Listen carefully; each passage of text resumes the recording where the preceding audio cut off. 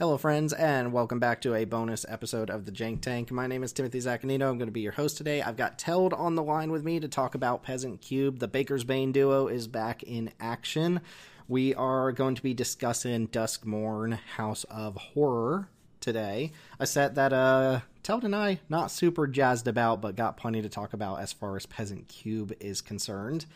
And this is a bonus episode, so we're going to skip a lot of the usual intro stuff, but as usual, I will remind you to join our Discord. Wherever you're listening to this, come join the Discord, get in on the conversation about the cubes, whether it's the Peasant Cube or the mainline cube, and be tuned for the actual next episode of the podcast, which is going to come out before this one. So for the mainline set review, we'll talk about all the mechanics. We'll talk about our overall thoughts and feelings on the set in that mainline review. For this one, we just want to get to talking about some cards for Peasant review. Also, quick reminder, you know what would be really nice, would make me very happy? It's my birthday month, so if you are listening to this on YouTube and you just hit the subscribe button, that would mean a lot to me. It'd be like a little happy birthday to me. So, Teld, Duskmourn. Huh. Yes, well, my birthday has already passed because we skipped a recording, and I was going to, make the plea to subscribe to the YouTube channel on my birthday, but it's already passed at this point, so now I have to be like, it's my birthday month, so I'm not, actually lying to them. Yeah, Duskmourn. I said we're not going to talk about it in depth, but you excited about Duskmourn?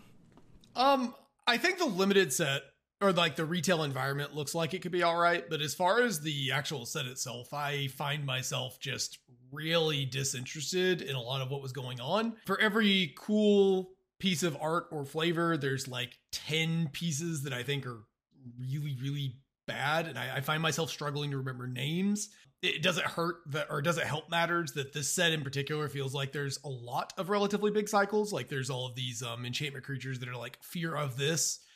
And then I'll admit I'm one of those people that was really off put by the we're wearing normal modern clothes with sneakers and stuff. Not really a fan of any of that. I like my fantasy to be fairly detached from reality. I want it to be old enough that I wouldn't have it in my memory to any degree, or far enough in the future that it has to be fantastical and wild. You don't like TV screens in your Magic set? Yeah, TV screens and sneakers are just not my thing. Brandon Sanderson's next series of Mistborn is actually supposed to take place in 1950s, 60s America, roughly the Rocket Age. And I'm actually a little worried that's going to have the same vibe, where it's just a little too close to recent memory. Sure. You ever play Mario Odyssey? You don't seem like a Switch person, but I do have a Switch, but I mostly play Fire Emblem and stuff like that. But no, I have not played Mario Odyssey. Okay, well, one of the worlds in Mario Odyssey is just factual New York City. It's Mario running around New York City, and it's I feel about this. That's kind of the vibe I get from Duskmourn is here's a telephone. Here's just an actual rotary telephone, and it's that's a little weird. It doesn't bother me so much as just the Doods In Hallways. I'm gonna say that a lot probably. There's just so much art. I said we weren't going to get into the depth, but there's so many dudes in hallways just hanging out, and it's okay, whatever. And they're nondescript too, it's not even it's not even something that I can put in my memory and remember what they look like. It's when you had MKM, you had the one obligatory dude in an alleyway, but that was the dude in the alleyway, right? Yeah, no, this is just dudes in hallways everywhere, and they all just look like the same person. Okay, so yeah, suffice to say we're not super, super high on the set, and we'll get more into depth on that in the mainline review, which if you're listening in order, you've already listened to that. So before we get into actual card discussion, we are going to continue using our label system here. So we're not doing a letter grade or anything like that. It doesn't really make a lot of sense from a cube review perspective, but we are going to be giving these cards labels. Basically, what is the card's role in the cube? Is it an archetypal card? Are we playing it as a fun of? Is it something we're going to pass on completely? Is it a test card that we're unsure about? We're going to have some modifiers for those roles. For instance, if it's just a modal card, it'll be a flexible card. It might be interesting or intriguing, which is a new modifier that we're using. And then there are a couple flags, just like kind of red flags that should go up, including the red flag card, which is usually reserved for Modern Horizons power level cards that are just like, okay, this is too good, we can't put this in our Peasant cube or something like that. Or the hashtag not for us, which is something that should go into a lot of cubes, but probably doesn't fit the context of our cube. So we're going to be adding a couple labels. I'll be honest, I got a little lazy on the labeling this time around, so if I forget one, like, forgive me. Yeah. But Not for us also works really well for cards that are extremely narrow and don't belong in very many cubes at all, but will be very, very good there. And we actually have one of those to talk about as well. yeah, I think like a really good affinity or enchantress card or something like that. Like if you support those things, it's going to be really good, but doesn't go into like the average cube unless you're doing something really archetypal with those type of cards. Do you want to go ahead and get into some of the cards here? Yeah, so one of the really exciting things is we got another Peasant playable land cycle that are actually commons and uncommons. Yes, I think it was Emma Partlow from TCG Player who labeled these the Dreadlands or something like that. There was a name that was going around for them, but I don't know if anything's stuck yet. But basically, these are all 2-color tap lands that come into play untapped if a player has 13 or less life. They're a little bit flavorful there. It's a little bit gimmicky, but has there ever been a common land cycle that can come in untapped? Like, I don't think there has been in a regular set, right? Because in the Modern Horizon set, we obviously had the landscapes. There might have been a singular, obviously like if a Shimmering Grotto type card can come into play untapped and fix for mana in the same turn, but it's inefficient. Sure. But I think as far as like the dual land cycle, I think this is the first one in a regular set outside of something like Sir, where the rare Snarl lands were downgraded.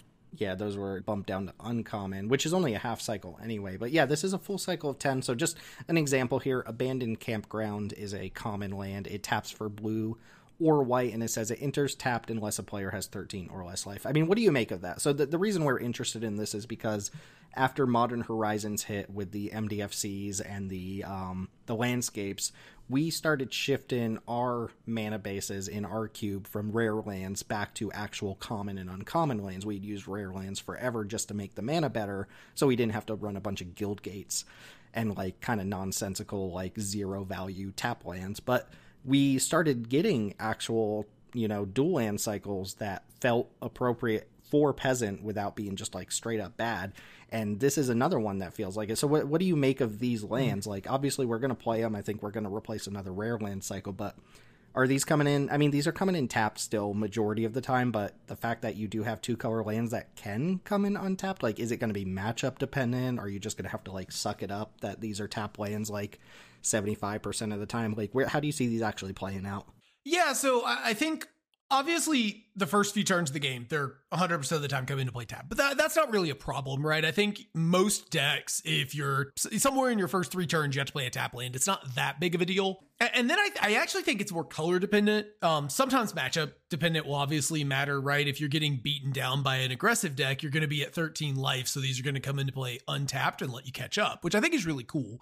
On the flip side, though, the aggressive decks are also the decks who their lands are going to come into play untapped more often. So I actually think like for the slower colors, it will be matchup dependent, where when you're against an aggressive deck, you'll get to use these to catch up more often. Whereas when you're the aggressive deck, like your Boros land, I think you can expect it to come into play on turns like 4 or 5, somewhere in there. Pretty reliably come into play untapped unless you are in a really, really bad situation. Like if your opponent is above 13 and it's turn 4 or 5 and you're playing red-white aggro, you have some problems, right? You have some concerns. The awkward thing I will say is that because you play so many haste creatures in aggro, there could be a bit of a tension there too, where you have to play the land tapped and then play like a 3-drop, or you have to hit your opponent and then like your Chimney Rabble, for example, doesn't get to attack that turn. So I could see some tension there for sure, but I think these lands being able to come into play untapped it's a good sign for limited mana bases moving forward, I think, now that we're seeing this in a regular set.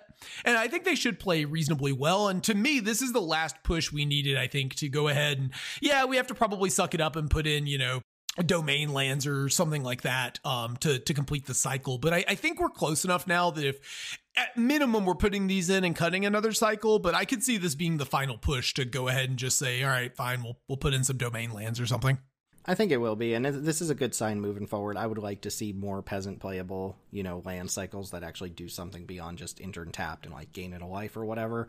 Like, at some point, this would be the type of cycle where I'm like, if we have enough options, say, oh, we want the dread land for this color pair and this color pair and this color pair, but we want, like, the desert for this color pair and this color pair and this color pair. So, like, right now we just have everything in full cycles of 10, but I could see mixing and matching this. Like, there are certainly color pairs that want this more than others, but I do like that, like, if you're getting beat down, which it's not something I like, but if you are the one getting beat down, like, and your life total is below 13, that actually can turn on your Dreadlands or whatever these are called. So this is a cool little cycle, and we're going to test them out. I could see them actually just, like, not being great, but I'm pretty excited about them. I like seeing this sort of design space used on common and uncommon lands rather than rares. And there's actually a really good rare land cycle that we'll talk about in the other episode as well. I think the biggest thing is, since we started making these changes, there's been a desire for us to kind of unify it and go ahead and either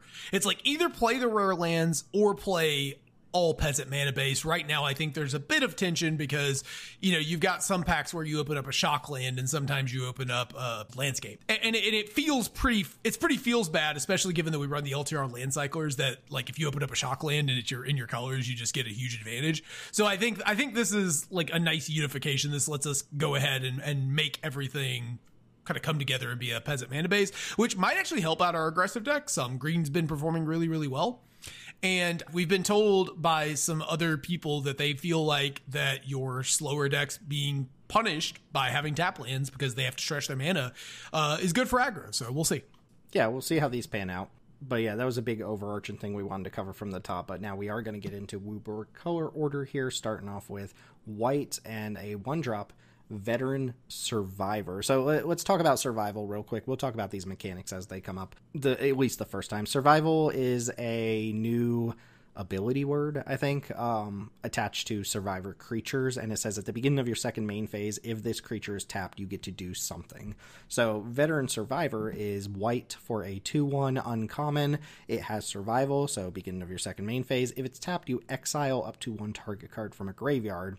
As long as there are 3 or more cards exiled with Veteran Survivor, it gets +3/+3 and has hexproof. So I brought this up for 2 reasons. I'm labeling this not for us, because this card reads, I imagine, way, way better than it would ever actually play. It has a lot of text on it. Yeah, I saw people really excited about this, like, new Savannah Alliance alert, new Savannah Alliance alert. And if you haven't picked up on, like, anything from this podcast, let me just spell it out to you that I'm not a Savannah Alliance believer anymore. And, like, the promise of this card being a 5/4 hexproof that exiles a card from a graveyard every turn is really exciting for a 1-drop, but this has to survive 3 combats and remain tapped during the second main phase 3 times before you get to that point. Or hear me out, it has to crew 3 vehicles. So that's why I said not for us, because there are some cubes that can support, like, plain Springleaf drums and stuff like that, and vehicles and saddles where you can tap a creature outside of just attacking with it, but we don't do that stuff, really. Like, right.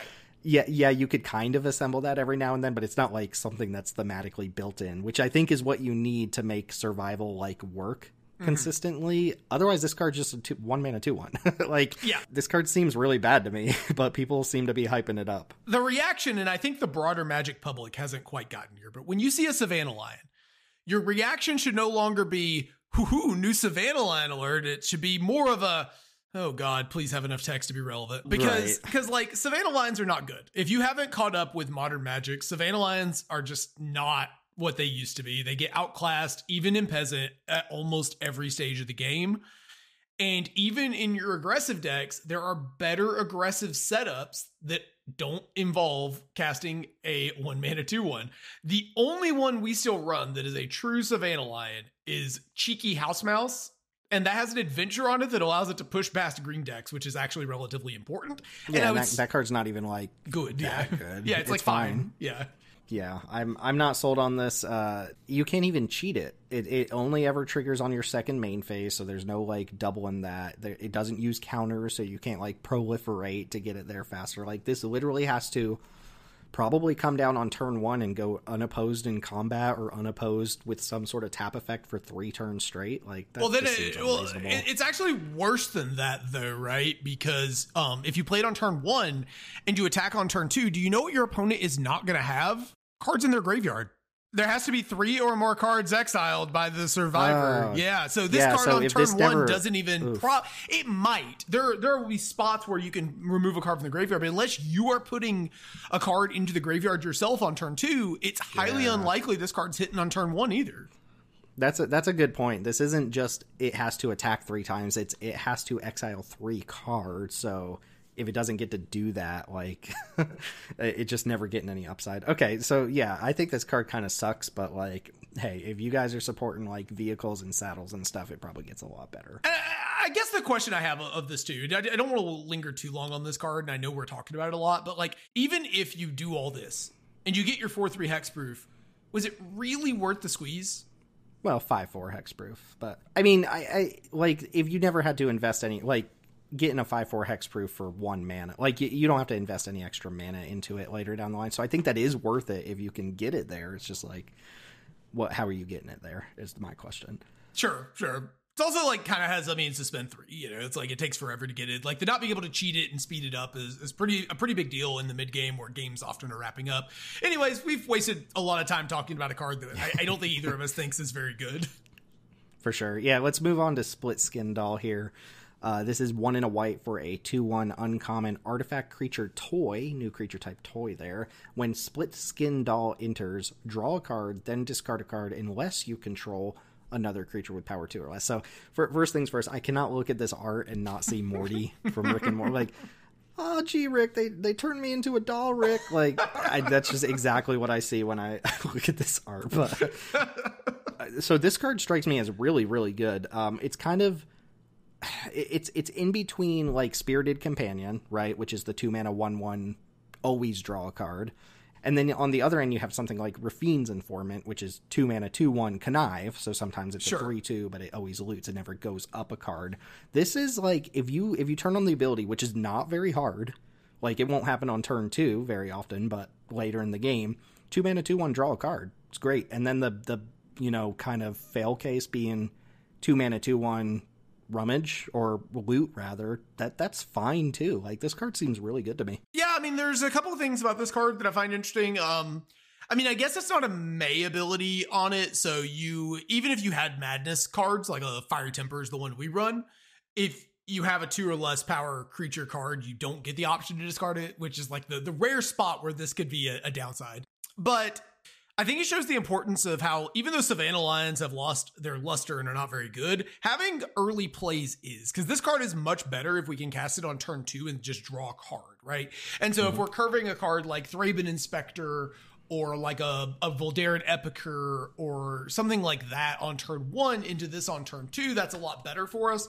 I think this card's good. I'm not going to say it looks great to me personally, because I still think the stat line means that it's kind of a brick until you combine it with something. So like a Reckless Pyro Surfer or something that can pump it. But it's obviously pretty decent. That we had a card that just did the looting effect.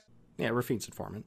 Yeah, and I think this card is an upgrade in general over that. I think Artifact is an interesting place for it too, where it can trigger a lot of like your affinity synergies, which I think is great. So I think this card's good. I don't think it's a wild upgrade over the cards we had in this slot previously, but I do think it's a solid card. It's very boring to me, but it is a solid card. Yeah, I have this labeled as a role player, not like a forever card or anything like that. And I think that's it. What you said is exactly how I feel about it, where I just think like making you work even a tiny, tiny bit to make this like a Spirited Companion is just way more interesting use of a cube slot than a Spirited Companion. Which I know a lot of people disagree with that, but that's just how I think about cards like that. I hate cards like Spirited Companion. They're so boring. They're so cheesy, but I like when like, it's like, oh, if you do the thing, you get a slightly better Spirited Companion. It's kind of like the Ravenous Chupacabra, Chupacabra Echo thing. So I just like this one. I think it's a cool little card that we'll probably test out, and I could see cutting it down the line, you know, but if Artifact matters, it gets a lot better as well. I would expect this card to ultimately get power creep within the next couple of sets, just at the rate we're going. Yeah, just 2 mana 2/1 draw a card on ETB. Like, we're probably not that far away from that. Fear of Abduction. Just big ol' alien face here. So jumping way up the curve here. This is 4 white, 6 mana for a 5/5 uncommon enchantment creature, Nightmare. As an additional cost to cast this spell, exile a creature you control. It has flying, and when it enters, exile target creature an opponent controls. When it leaves the battlefield, you put the exiled cards into their owner's hands. This is really interesting because it takes on different meaning depending on how you get it on the battlefield, right? If you're casting it from your hand, it's kind of like Lagrella the Magpie, you know, where it's like, I'm going to tuck one of my value creatures underneath this. I'm going to eat your best creature. And then if you deal with this, we're going to get our creatures back, but I got like some sort of Moldrifter ETB creature under mine. But if you reanimate it, or you blink it or something like that, suddenly it's just like a big Banisher Priest, right? And you're no longer worried about what you're putting underneath it. Yeah, sure. So it's really funny because this completes the mega cycle of it does. of six drops that kill a thing on ETB. FTKs. Yeah. This card's really intriguing to me. It is worth noting, if your cube does not care about enchantments, that's a downside on a card like this. Like, tacking on artifact or enchantment to your 6-drop, especially a Banisher Priest style card, just opens up like more removal to be able to deal with it without giving you any sort of benefit. If you care about enchantments, that's different, but we don't really care about that right now. So, like, I think being an enchantment's actually sure, you're gonna bargain your fear of abduction to candy grapple something. What are your thoughts on this? I'm usually not a fan of Banisher Priest style cards in general, especially when they're way higher up the curve. But I think the being able to tuck your own creature underneath it thing, like, adds a little bit of an extra layer that I'm excited about. Plus, 5/5 flyer for 6 is not terrible. First things first, I kind of memed about the there being aliens in the set with you guys and like how it felt like a little overkill. I won't even lie, this art is kind of cool though. Like it's like a big alien face, but the art is just very stylized in a way that I kind of like. That being said, okay, talking about the card itself, I think the Lagrella thing of being kind of sky fishery, Lagrella the Magpie, get back my value creature is really cool. I think it's a really cool take on this card. I like that even though this is an expensive Banisher Priest, if your opponent blows it up on your turn, you don't get blown out in combat too, right? Because one of the big downsides of these 5 and 6 mana Banisher Priests is when you go to combat, you attack, your opponent kills it, and they get their thing back and then get a really good block, and you just get completely savaged. Yeah. This doesn't do that, right? It makes them respin the mana, so you even don't lose crazy hard on the tempo side of things either.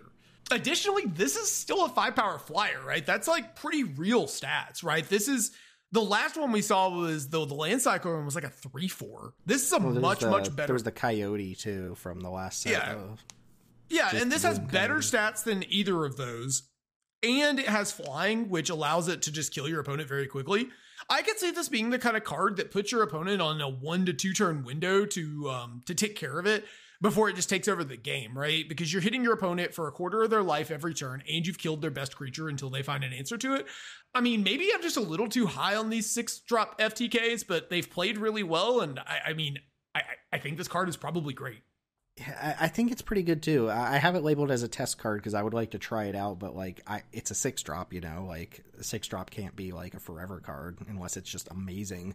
There's been some discussion in our Discord lately about how like curves are so low that I know there are some people who would never even look at a card like this because it's 6 mana, and I get that.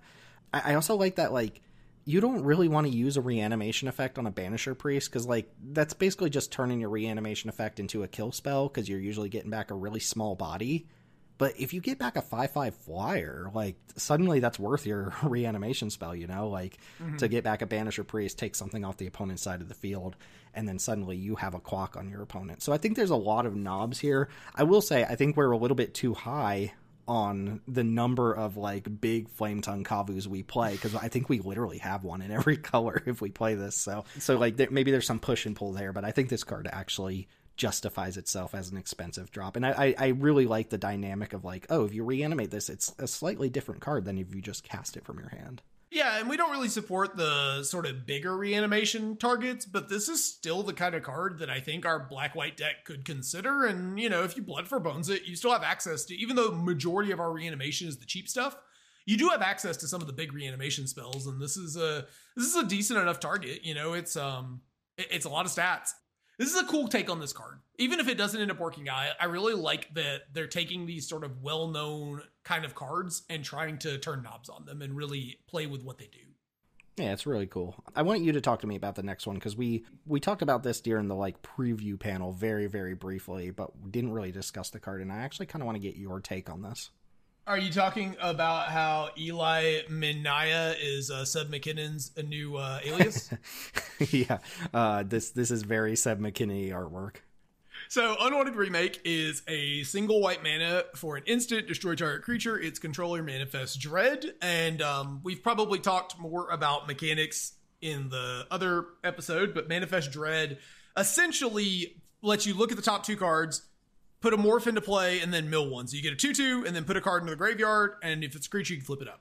This card just sucks, right? This card always sucks. I'm sorry. I was hoping that's what you would say, because Well, first of all, this card always sucks in every single set that it's been in, no matter how efficient they are different they try to make it. So until this card proves itself to not suck, I'm going in with the assumption that this effect is always bad. Yes. Okay. So yeah, this is one of those it's pushed so low down the curve that maybe it's finally actually good. But then I remembered Bovine Intervention from Outlaws and the 2 mana kill a thing.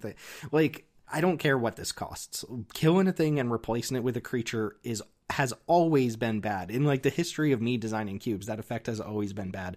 Yeah, make this cost a Phyrexian white, and maybe I would consider it, right? But even if it costs 0 mana, still suck. I think it would even still if it's suck. 0 mana, it would still suck, right? Here's my issue with it is people love these Beast Within type effects. Obviously, Beast Within's not good, but there is a chance that pushing it down to 1 mana makes it so efficient that you can't ignore it, Path to Exile-ish, Here's my problem. Manifest Dread is way better than regular Manifest. So when you Manifest Dread, you get card selection, and you're going to hit a creature way more often than you normally would with regular Manifest, because you just get to pick, between 2 cards. So using Manifest Dread as a downside to give your opponent the ability to Manifest Dread is way worse for you than just letting them manifest. So they're going to hit a creature very often, and I don't think this is good. Where I did think it was interesting is that this is kind of Village Rightsy a little bit. If you think of it as a sacrifice effect where you're targeting your own creature, getting a 2/2, milling a little bit, maybe there's something there. But as a removal spell, I'm not into it. I wanted to put it on here to gauge your interest, because I've heard a little bit of buzz about this card. But I'm glad you said you think it sucks, because I also think it sucks. Yeah, I will say it's a flavor win, because WotC, please stop making this effect. Yeah, they knew what they were doing with the name. Yeah, don't get it twisted. They knew what they were up to. Okay, so I don't usually spending a lot of time on these episodes talking about cards that we both think kind of suck, but we haven't actually talked about this one yet. So next one's really quick. This is Trapped in the Screen. It's 2 and a white for a common enchantment with Ward 2, and when it enters, exile an artifact, creature, or enchantment an opponent controls until it leaves the battlefield. So this is kind of that strict upgrade territory to Banish and Light, which is funny because when Bloomburrow came out, they printed Banish and Light at common, and one of my commentaries about it was, I bet we start getting better Banish and Lights. And this isn't strictly better, because it can't hit Planeswalkers or whatever, but Ward 2 tacked on to Banish and Light. I'm glad we're seeing better versions of Banish and Light at this point, because I think it has dropped off quite a bit. Yeah, so in our cube specifically, the number of cards this doesn't hit is, I think it's literally just Invasion of Amonkhet pre-flipped. Yeah, it's an invasion, and I don't even think we have any Planeswalkers anymore, so it is better than Banish and Light for our purposes. So we talked earlier about the art being a loss, or being a big L here, and this is one of them. I don't like that I'm having to replace the sort of fantasy, sort of Banishing Light effects with a TV if I want to use the best version of these effects. With the flavor text, Maggie had always wanted to be on television. Yeah, which in and of itself, I actually think is pretty amusing flavor text. It's nice comic relief and dark irony or whatever. But I think in the context of Magic the Gathering just doesn't hit for me. It's unset territory. That's kind of what it feels to me, is it's a little unset territory, but the card's fine. I don't think we'll play it, but I did want to just mention it as an upgrade to Banish and Light, with the hopes that there are better Banish and Lights in the future. Speaking of, Sheltered by Ghosts. This is 1 and a white for an uncommon aura, enchanted creature you control. When Sheltered by Ghosts enters, exile target non-land permanent an opponent controls until it leaves the battlefield. Enchanted creature gets +1/+0 and has lifelink and Ward 2. I give this an efficiency label because, wow, if this card sticks, that is a huge swing, right? Like, get your opponent's best permanent off the board, and my creature now has Ward 2, so it's hard to get rid of to get your creature back. And I get plus 1, +0 and lifelink for some reason. Like, this is a really pushed aura. I think this is a really interesting card for a couple of reasons. Firstly, it's really efficient. It has big, what's the card name from Sir? Is it Faith Unbroken? Faith Unbound, Faith Unbroken, something like that. Yeah, where it's just like, okay, I'm pumping my creature, I'm targeting it, and I'm getting to get rid of your best card, made my creature better. It's weird, though, that they give it +1, +0 and lifelink and Ward 2. So I guess what I'm thinking about is, like, it doesn't increase the toughness or the power all that much. And lifelink is an effect that requires us to be attacking, but we don't really want to put our card that we enchanted with this into risk, and the Ward 2 helps us insulate against that. So there's this kind of weird tension where you can probably pick some spots here where, like, do you put it on a low value creature that if your opponent has to kill to get their creature back, you don't lose much, and it takes a lot of mana?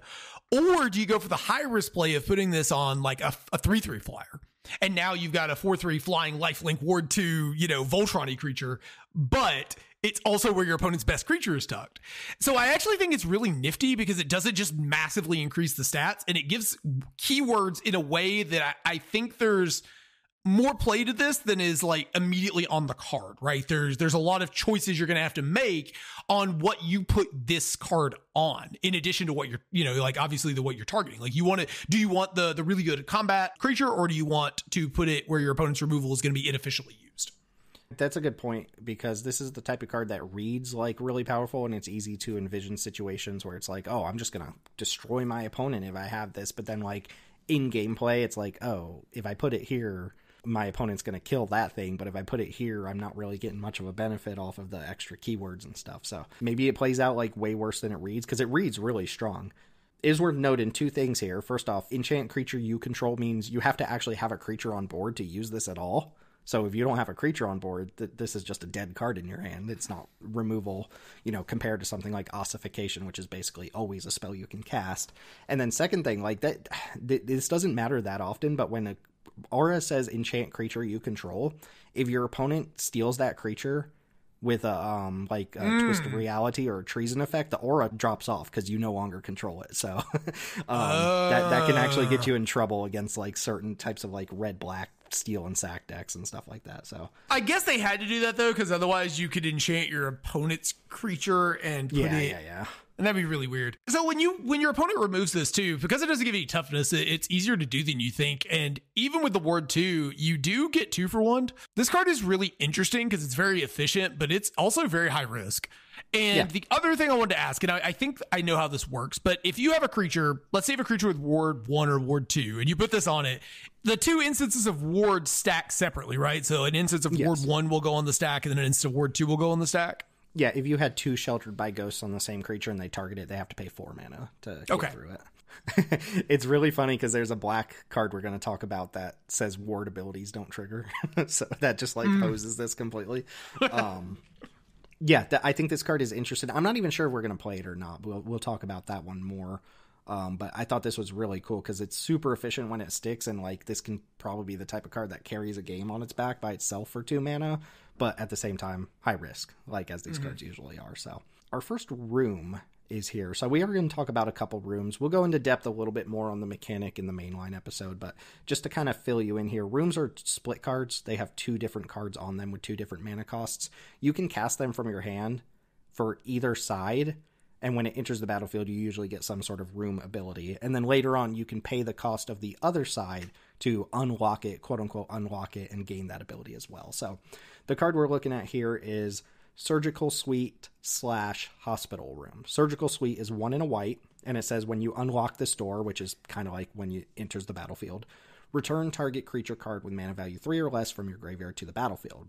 Hospital Room costs 3 in a white, and it says whenever you attack, put a +1/+1 counter on target attacking creature. So talk to me about the play patterns on this one, how you envision using it, and why we're talking about this one, because we get these 2 mana small ball reanimation effects in every set now as well. So why is this one different?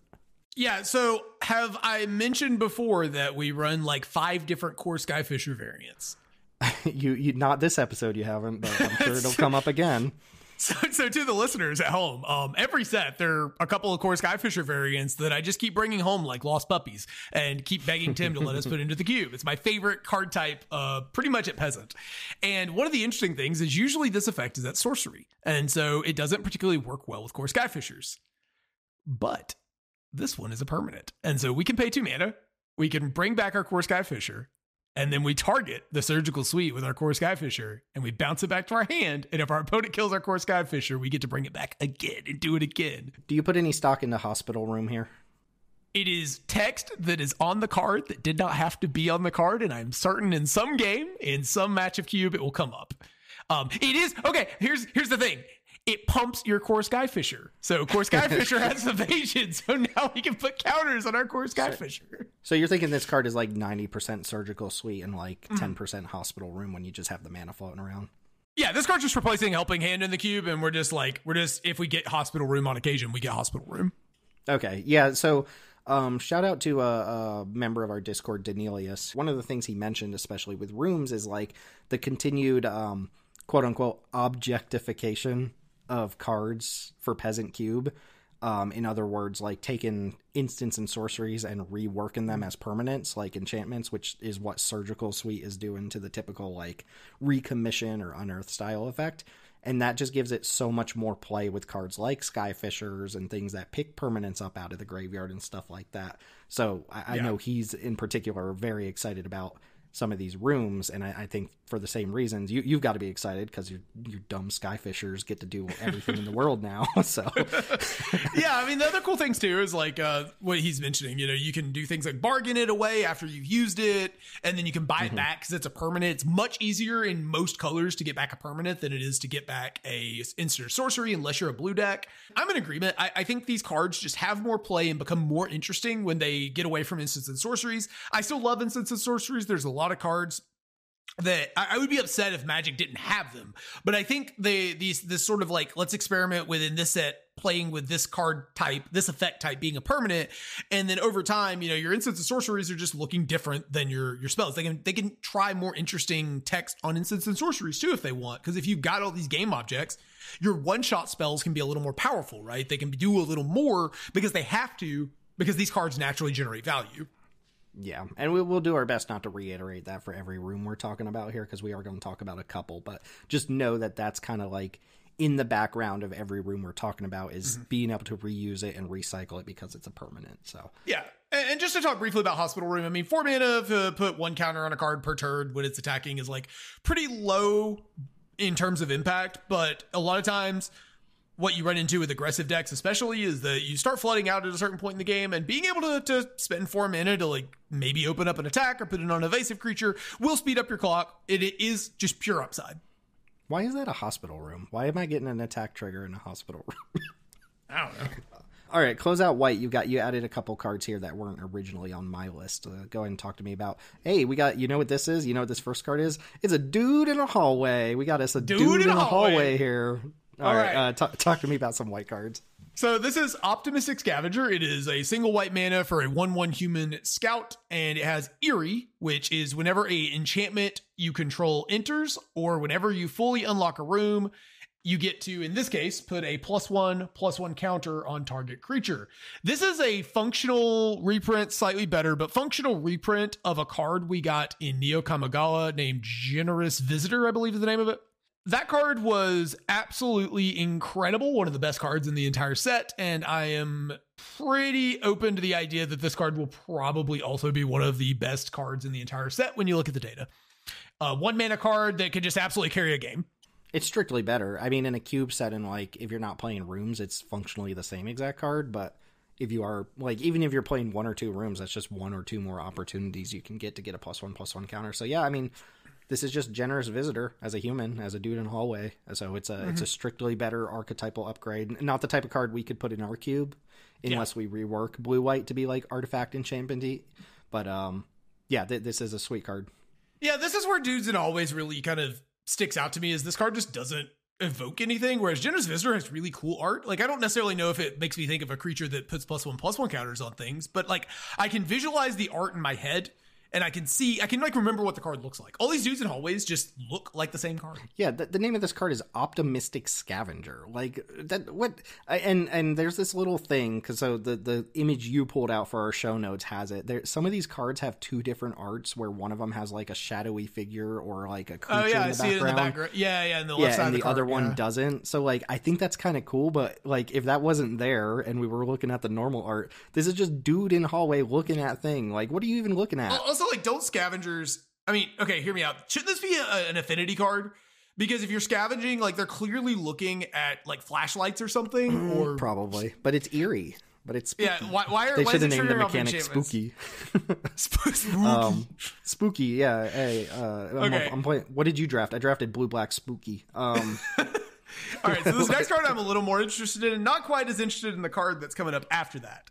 But this is Patched Plaything is our next card, and it is a 3 mana, 2 and a white for a 4/3 double strike. It's an artifact creature. Ship it. It's Let's great. go. Power creep has taken us out. There is surely no downside on the. Oh wait, there's more text. So it enters with 2 -1/-1 counters on it if you cast it from your hand. So the joke on this card is you need to find any other way to put it into play other than playing it the normal way. Even if you play it the normal way, I will say 3 mana for a 2/1 double striker is not incredible. But you could do worse, right? You could do worse. It's a decent attacking creature, decent defensive creature. It's whatever, but it's fine. Yeah. But there are a lot of ways, and more ways increasingly in Magic, to do the thing. And first of all, we just looked at a card that puts this card into play as a 4/3 double striker, right? With the Surgical Suite. If you put it into play off of a reanimation spell, an unearth type effect, you get to do that. Additionally, if you blink it, so something like, I mean, we don't run it anymore, but if you Lugrella this, that would be incredible, because it would come in as like a 6/5 double strike, right? Oh, yeah. If you impulse draw this, if you find any way other than casting it from your hand, there are quite you manifest dread it or cloak it and you turn it face up. You know, there's a lot of ways to do this. Containment Construct is another way. If you manage to discard this with like a looter and then cast it off that's a way to do it in the cube. So there are actually quite a number of ways to be able to trigger this that doesn't involve casting it from your hand. I think it's really cool because our black-white deck is kind of a small ball reanimator deck, and I think it's a fun deck to play, but I also think it lacks a little bit of beef, and I don't know if this card is actually good enough, but I'd like to try it because I think it has play in a number of different archetypes. It's just like a filler creature, and I think in that black-white deck specifically, it could end up being quite good. Yeah, I mean, this is a pure payoff creature, like almost zero synergy because it does nothing to help other decks other than being just like a giant damage stick for like whatever your deck is doing. Like, oh, you need your blink deck to close out the game, here's a 4/3 double strike. Like, oh, you need your little small ball reanimator deck to like close out the game, here's this thing. So like, yeah, you need something to make it work, and then after that it's just a really good body. Notably, I think this is the first card ever, aside from like maybe Massacre Girl, in a standard set that's put -1/-1 counters in a set that also has +1/+1 counters. So that's interesting as well. Yeah, I think you're right. I think it's also important to note in our cube, it's going increasingly easy to give combat buffs. Like, we do have a lot of cards, like Rosy Cotton is obviously one that we bring up every set. And this doesn't have any inherent synergy with Rosy Cotton other than to say it like makes it bigger. But, you know, we do run cards. We run Area Auxiliary, and we've got, you know, your Bone Splitters and all these like random cards that just increase stats. And anytime you increase stats of a double strike creature, it gets substantially better because it's much, much harder to block. Not really so much the threat of the damage that it's doing, although like you put a Monstrous Rage on this, and that's kind of gross. It's more that every point of power that a first or a double strike creature gets makes it so much harder to profitably block in the face of open mana, especially. Yeah, Modern Horizons 3 also bumped Nesting Grounds down to uncommon, which can move counters from your creatures to other creatures, so you can like pick up the -1 counters and toss them on your opponent's creatures.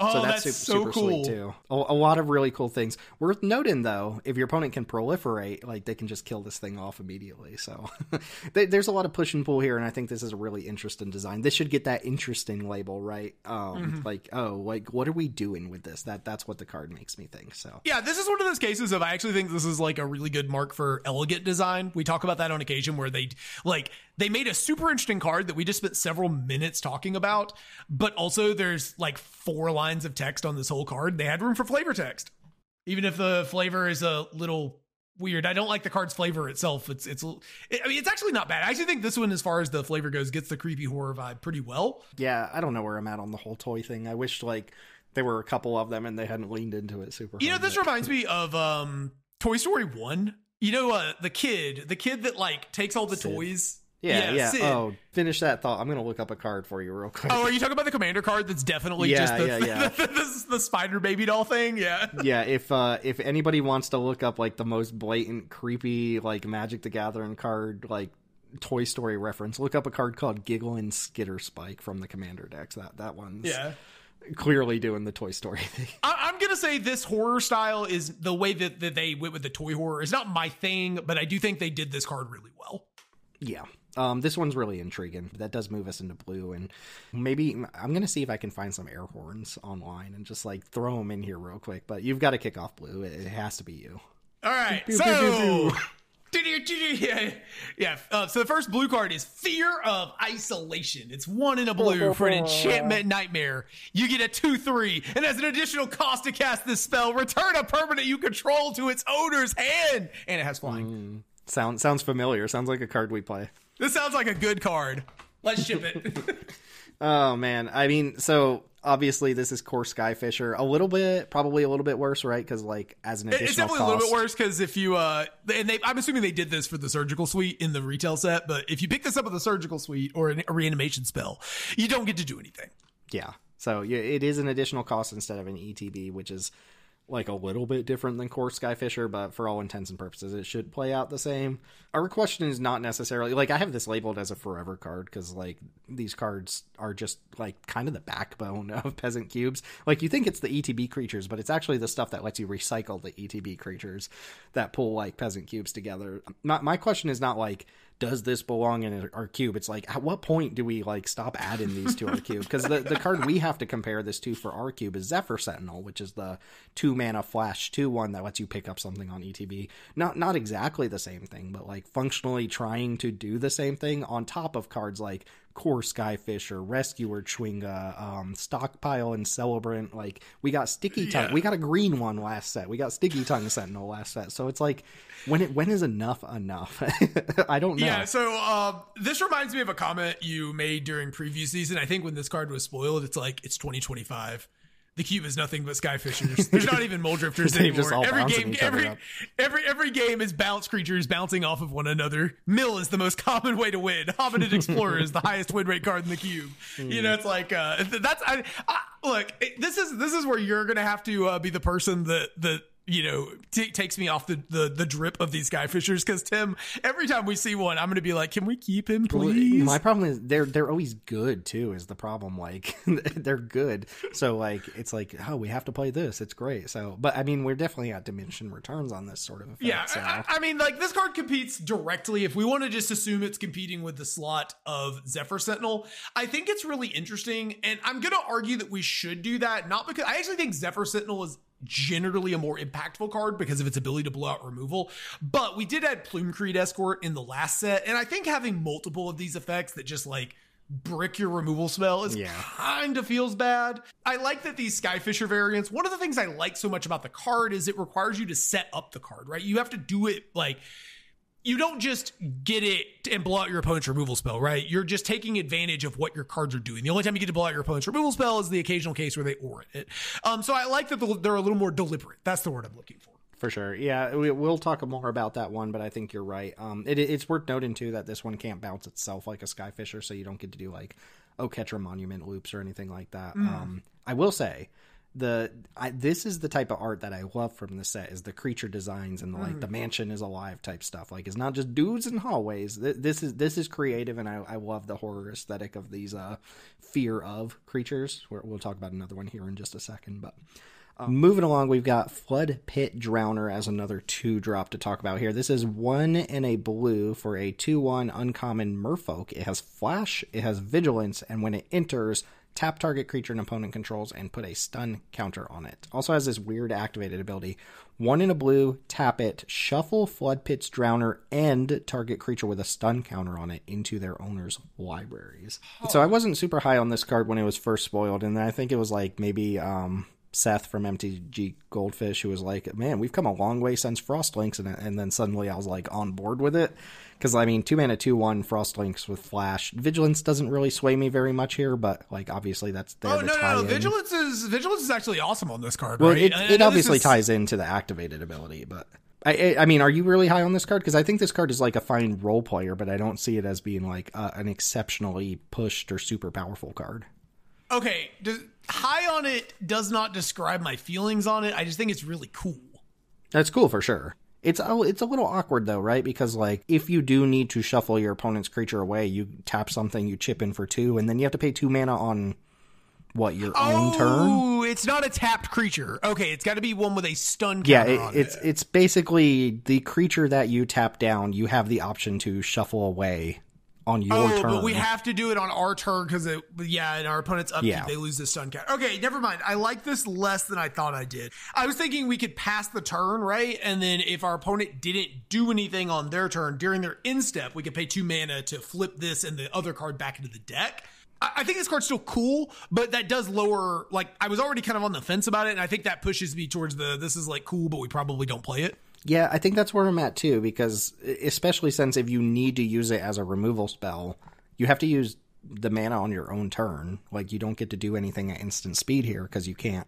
It has Summon and Sickness on the turn you tap a creature down, and if you let the turn pass by, it's going to lose the stun counter. So, like, it's a really clunky removal spell, but, like, 2 mana, 2/1 flash stun a creature is actually not that bad. Like, the baseline is not that bad. It's just the removal spell is clunky, but that's also additional text, so it doesn't make the card worse. This also has Savannah Line stats, though, so, like, as a creature, it doesn't actually do very much, right? And it's blue. It's blue, too. So yeah, it's blue. Like, the am color I pushing that damage? really needs their creatures to be good, yeah. Yeah, I think I'm, like, talking myself down on it, but I think it is interesting. It is a cool card, that's for sure. It is also weird that it's just, like, a one-off random merfolk. Yeah, that's a good point.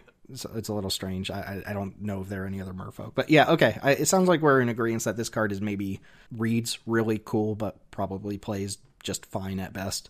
Which brings us to another blue creature here, Fear of Imposters. Here's another, I want to get your take on this card before I give you my opinion. Fear of Imposters is 1 blue for a 3/2 uncommon enchantment creature, Nightmare. It has Flash, and when it enters counter target spell, its controller manifests Dread. Okay, so I thought about this card a lot, and I went back and forth a little bit, and where I landed on it is that I don't think it is particularly good in a vacuum. However, if you are countering an expensive spell that costs like 5 or 6 mana, especially in Blue Mirrors or something like that where you're countering a Rise from the Tides or an Imperial Oath or something, that is pretty good.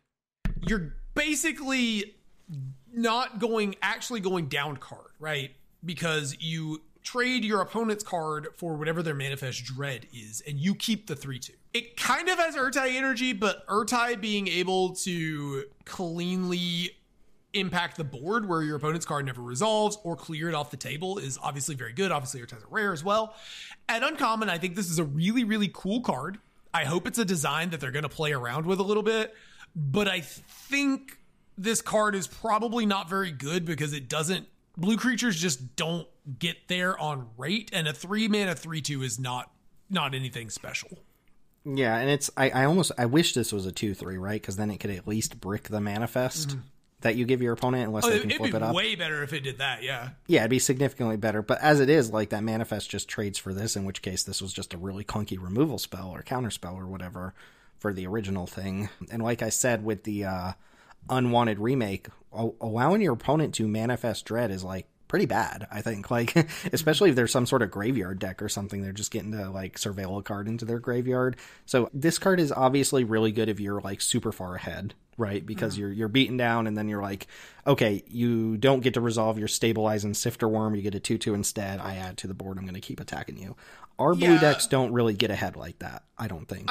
I agree, and I don't think it's for us, but I want to say in comparison to the other one, the Unwanted remake, a couple of things that I do think we need to mention is one that, like I said, this is not card disadvantage, which Unwanted remake is definitely card disadvantage, and the fact that your opponent spent a bunch of mana this turn and then we counter it. Like the Unwanted Remake, I guess you could just do it after your opponent casts a creature. But getting to counter a card is generally better. I think this card is better than Unwanted Remake, but probably still not very good, would be my guess. I think so too. Like there's something to be said about having an ETB counter it. Like even if it comes with a downside, like ETB Mystic Snake type card, you know, with blink effects and stuff like that. There's also like, if you got into a control mirror, like in the late game, like you cast a spell, they try to counter your spell, you could cast this and counter your own spell to manifest. But we're talking about a really like niche situation there. So I actually, my opinion is this card is actually quite bad, but it has really sexy text on it that makes it read like it's really good. But I just don't think the good scenarios come up often enough. Yeah, I'm not willing to go so far as to say it's really, really bad, but I do think it is probably a card that is not going to have a very good win rate. This kind of also suffers, I think, from, and this is just mostly a retail thing, I think this suffers a lot from blue card syndrome, which, if you're not familiar, there's been some theories that blue cards historically, unless it's by far the best color in a format, generally in the 17 lands era, blue cards have performed rather poorly. And the growing, I guess, consensus among some of the data nerds on that is that blue cards inherently require decision making. Like this card doesn't just do the thing, right? Like you have to pick your spots with this card rather well. And so blue cards, they punish you for just playing your cards out in a way that other colors don't.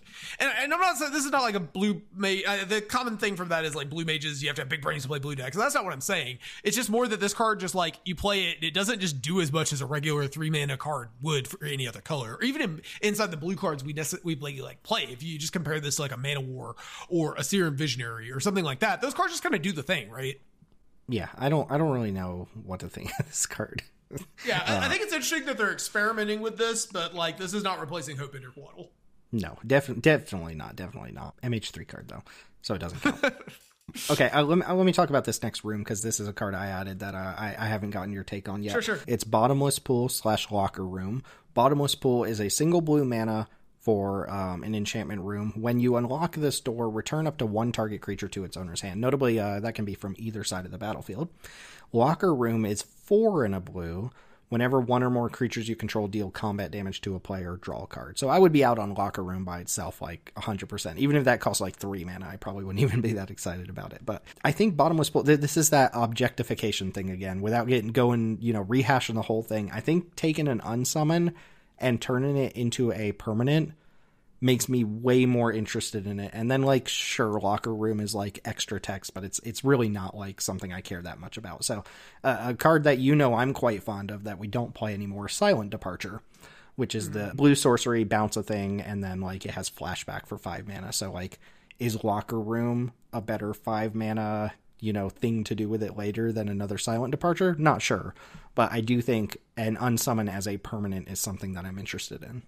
Yeah, my guess is yes. I mean, I always felt like the back half of Silent Departure always felt like just oh man, I really just I feel like I have to do this. And I guess you don't even get the option with this card, but this card gives you the option of you get to the mid to late game, and sometimes your blue decks just need to find something to play.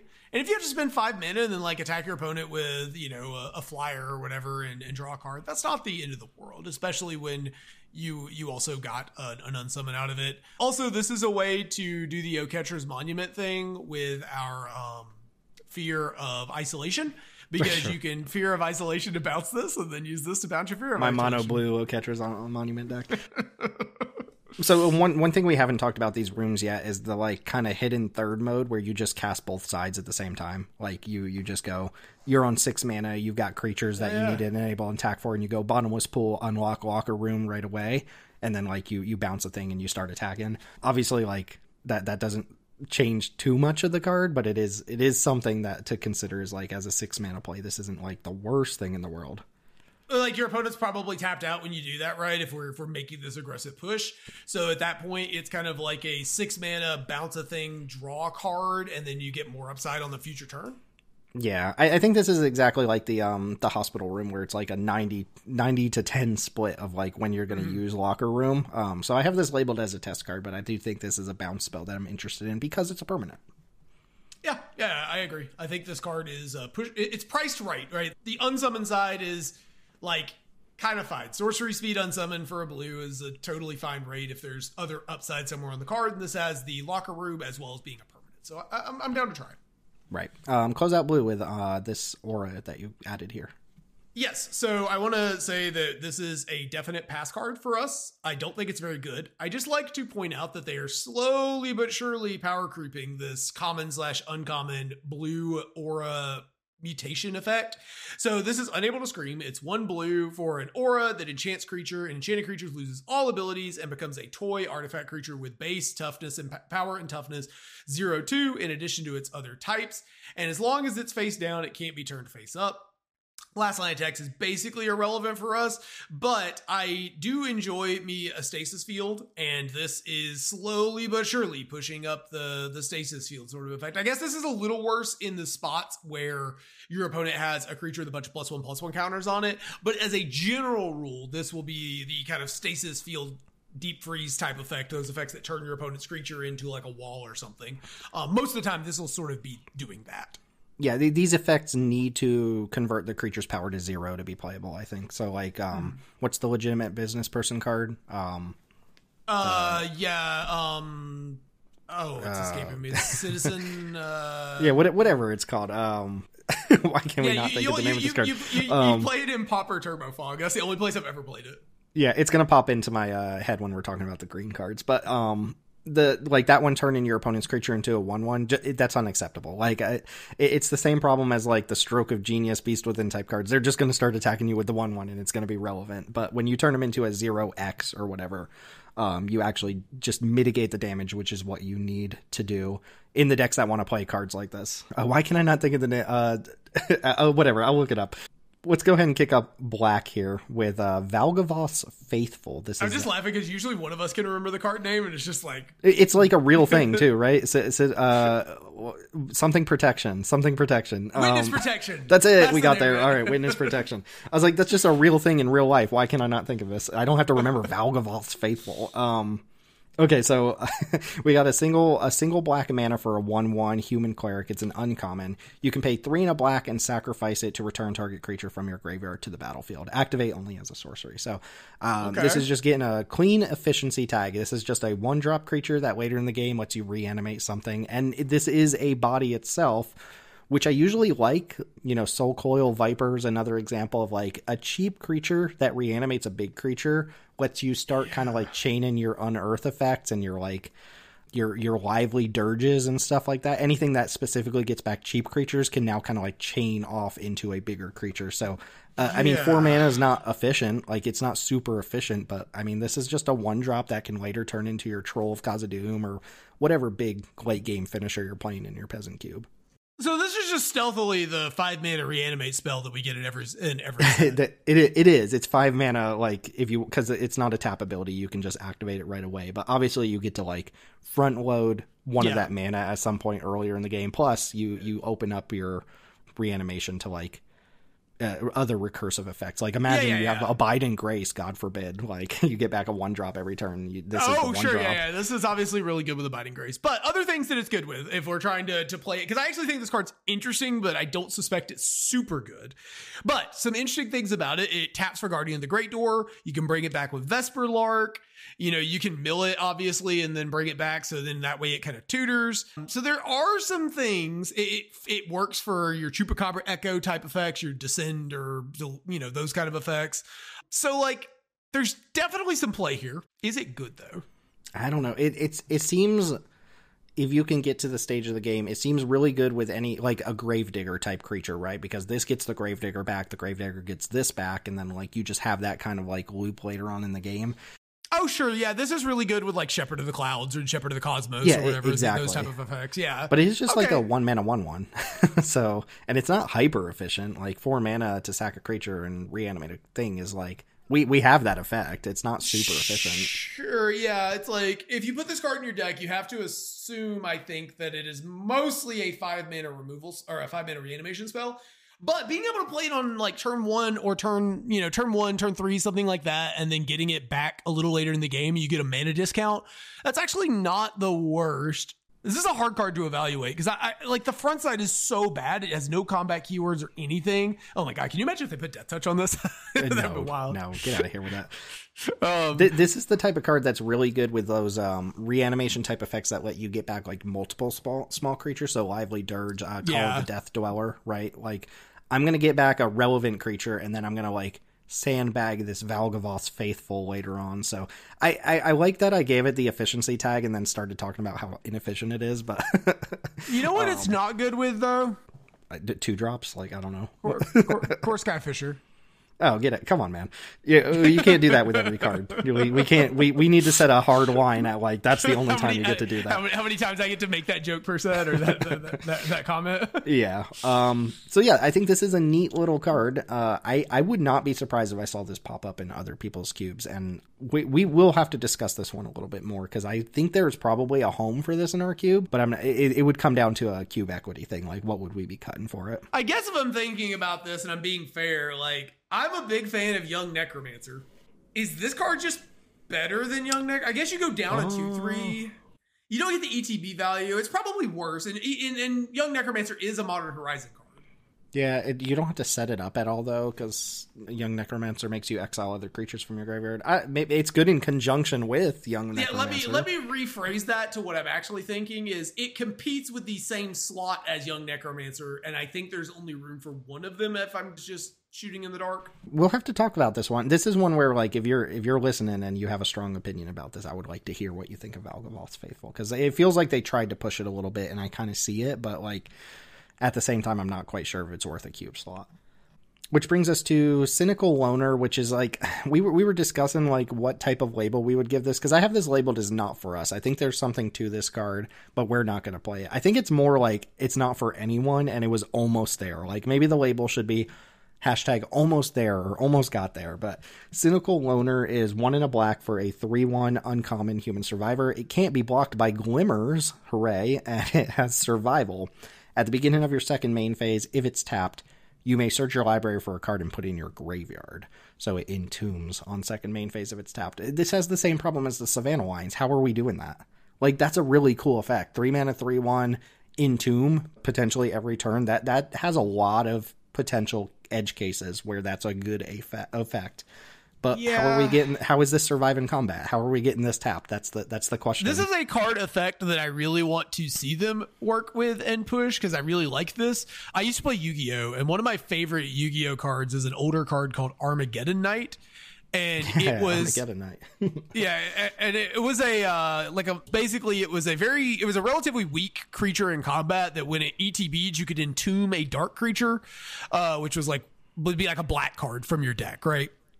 And I really, really enjoyed playing with that card. And I would like to see more things sort of approaching that design space in Magic, but this ain't it, Chief. No, this was so close. I mean, we have like Vile Entomber, and there's a couple other effects that can do similar things, but they're always like so expensive. And this was like almost an opportunity. Like, I don't know how you would tweak it. Like maybe not make it a 3/1, make it a 2/1 or something, and just like... I don't know. I don't know. Hear me out. How broken would it be to put Entomb on like a 2/1? Just like straight up Entomb, probably too good. Probably like if you had to jump through no hoops and you just get Entomb for 2, like that's already just really good. And I guess that would be broken mostly in the context of older formats, right? Where you're cheating out, doing something cheaty facey. Because I'm just thinking of like value plays, and like a cheap Entomber is pretty good for that. But I guess you are right. Yeah. Yeah, I mean, there's already, like, Unmarked Graves, right? Isn't that, like, a sorcery that does that? Like, sorcery just entomb for 2 mana? Or something like that. Sure, yeah. It would need to be on a creature, though, right? To be actually good so that we can get some sort of value on the board out of it. I don't know. The art on this card also sucks. This card sucks. The Glimmers text is just additive distraction if you're playing in a non-retail limited environment. Yeah, I mean, the only way that they could have made this card, I think, playable is to make it maybe a 2/3, and I think then it would probably be too good because it's so easy to make it survive in the early game and just trigger a bunch. Yeah, that might be just the type of, like, Entombment is actually way more powerful than it seems, so, like, maybe that's the type of thing they don't need to, like, push to be super playable, so it's just a little sad, because, like, I got excited about this card, and then when I was actually thinking about survival, I was like, this ironically will never survive, so maybe if you're doing the vehicle thing again. But here's a really cool card to talk about. So Osseous, I don't know what that word means, but Osseous Stick Twister is 1 in a black for a 2/2 uncommon Scarecrow. It's an artifact creature. It has lifelink, and it has Delirium, which I think that's the first Delirium card we're talking about. At the beginning of your end step, there are 4 or more card types in your graveyard. Each opponent may sack a non-land permanent or discard a card. And then the Stick Twister deals damage equal to its power to each opponent who didn't sacrifice or discard this way. So, like, this is kind of, like, sneaky, like, acting like it's not doing the usual thing that these cards do, but it actually is. Like, you usually get the choice between losing some life, sacrificing a permanent, or discarding a card, and this one's like, oh, your opponent only gets 2 choices, but they actually just have the choice to not do those and take the damage anyway. Man, Zoya was, like... It just spawned an entire archetype. Like, it's just like, we got Zoya, and that was like, oh, this is cool and unique, and it does something interesting and potentially powerful. And now it's just like every set we get the black Zoya. It does the thing. You know what this is? This is a rare instance of, like, the art is so cool that it's making me think this card is better than it is. It is. Yeah, the art in this card is very good. The Scarecrow is definitely vibing. Okay, I really like these effects. I love Zoya. To put it in context, I think it's one of the cards that really just, I was like, man, I love this card. That being said, this card is much worse than they look, especially when they don't trigger really early into the game. Part of Zoya's strength was you could trigger it on, turn 3, potentially even turn 2 in some spots, though that didn't come up very often. When you could trigger it in the really early game, you could actually pressure your opponent's resources or their life. The problem is that because these don't say non-token, and it only triggers once per turn, it's actually not that hard for your opponent just to make a bunch of game objects. Like, it takes 3 turns to grind through a head of the household, for example, or homestead or whatever, for example. Mm-hmm. And granted, that's a 5-drop. But there's a lot of cards that just completely brick this. They can just beat it off of the stuff they make. Reassembly Skeleton comes to mind. And they just end up playing worse than they look, even if this card is super cool. Yeah, I mean, this has a couple advantages. Like, first off, cards like Torment of Scarabs and stuff like that are usually way more expensive than 2 mana. This is a 2 mana 2/2 lifelinker, which no one's super excited about Mesa Unicorn in their cube, but, like, obviously you're hoping to buff it or something like that. The effect does scale a little bit better if you can buff it, because it deals damage equal to its power. And then obviously, like, in the early game, assuming you can even get Delirium on, which isn't going to happen that often, but if you get Delirium on early enough, like, your opponent doesn't really want to take the damage because you actually gain life too from the lifelink. So sure. It reads really cool. I mean, again, this is, like, super cool art and a really neat ability that's leading me to believe, like, I want to test this card, but it's probably actually not that good, like, the more I think about it. Yeah, it's going to be deck dependent. I think this card is... Like, these cards tend to be better against blue decks because the blue decks can't make as many of the random game tokens. Whereas something like a white deck is just going to have, your Thraben Inspectors and your Hop Tuits and stuff that just eat up this card for, like, 3 or 4 turns. Yeah. So, cool card. I'm also, like, I love Delirium. So when I see Delirium cards, I'm like, ooh, Delirium card. But let us know what you think of Osseous Stick Twister. And while you're at it, let me know what Osseous means. Next up, we have Final Vengeance. This is black mana for a common sorcery. As an additional cost to cast this spell, sacrifice a creature or enchantment, and the effect is exile target creature. So I was actually thinking about this on a walk this morning. I think we already had an effect very similar to this called, like, Eaten Alive or something like that, where you could, like, sack a creature and pay black mana to exile something. This has the extra advantage that you can sack an enchantment to cast the spell. It's super efficient. Like, this is just a super efficient role player if you have, like, sacrifice fodder in your cube, or you have some sort of sacrifice aristocrats deck or something like that. The thing that I have to ask, of course, is, like, where does it stack up against Bone Shards, which is, 1 black, sack a creature or discard a card to kill a creature or planeswalker? Like, Bone Shards is definitely better. You think so? Like, just being able to discard the card as the cost is better than, like, exiling the creature? I think in a general sense it is. Like, there's going to be cubes where the enchantment, being able to sack an enchantment, having the Hopeless Nightmare or Hopeful Vigil or something like that, or, there's a card in the retail set that It's like the Deadly Dispute type card, except if you can sack it, you get to manifest dread. So that's a cool thing to be sacking with this. But you, like a you hopeless need to be, nightmare or something. Yeah, you need to be doing bargainy type stuff, I think, for this card to really get there. I think in a general vacuum, just being able to bone shards and discard a card is just a much better use because you can play it on like turn 3 or 4 and not fall behind on board. I think this card's going to generally push you behind on board in most cubes. Yeah, I think you might be right about that. Maybe this card's not super exciting or new or anything. It's just like if you have the enchantment synergies going on, there's probably something to this. Next up, another removal spell here. One that got Twitter up in a frenzy, which I'm not going to get into that right now, but Wither and Torment is 2 and a black for an uncommon instant. Destroy target creature or enchantment. You lose 2 life. So very simple, like murder-esque card, but gives you extra enchantment hate if you're looking to seed more of that into your cube, especially across different colors, which, obviously Twitter got upset that this could kill enchantments, but Twitter's opinion doesn't matter, and I think we're especially usually on the lookout for extra incidental enchantment hate. Those tend to be the more problematic cards in our cube. Yeah, there are a number of them that if, stuff like Bastion of Remembrance just completely roll games if you aren't able to answer them. White has a number of enchantment-based removal spells. So there are definitely, we're in the market for removal spells that are able to kill enchantments. This one's also pretty clean text box. They even had room for quite a bit of flavor text. Like there's twice as much flavor text as card text on this. I don't think it's the best removal spell ever, but this is the thing Black gets for enchantment removal, which I think is a good place to be, which is that it is relatively inefficient. You're not getting a 2-mana Doomblade and you have to pay life. So you're getting kind of the worst of both worlds, but you get that flexibility. Yeah. Is it a color pie break? That's the big question. No. Okay, thank you. Good answer. Black specifically. I'm a big believer in the black can pay life in order to get around things, and obviously there's limitations to that. But I think it makes sense for Black to be able to destroy enchantments to some degree, like with the cards that they've printed. And I think we live in a world where the color pie can't be too rigid because it's kind of like, are these blue removal spells that are getting increasingly close to actually just kill a creature? Are those color pie breaks because blue can't kill creatures, right? Sure, yeah. I think if Wizards of the Coast, the people who make the game, say that it's not a color pie break, then it's not a color pie break. Like, you can complain about it all you want, but yeah, I mean, anyway. It's like I think it makes sense for there to be 3 colors of each that can destroy stuff. You have red, white, and green able to destroy artifacts and enchantments. Green, white, and black able to destroy. I'm sorry, artifacts were Naya, and the green, white, and black cards can destroy enchantments. That makes sense to me. Like, green and white are the primary colors for that. They're the ones that get the really efficient ones. They're the ones that get the Necrotals. Now, I did joke, I think, when this card was spoiled, like, how close are we till we get a Necrotal that has this effect? I think that might be where I start to have a little bit of issue with it, is like, when our Ravenous Chupacabra is able to eat an enchantment, just cleanly. I know there was Baleful Beholder or something in AFR that was like 1 million mana to make them sack an enchantment.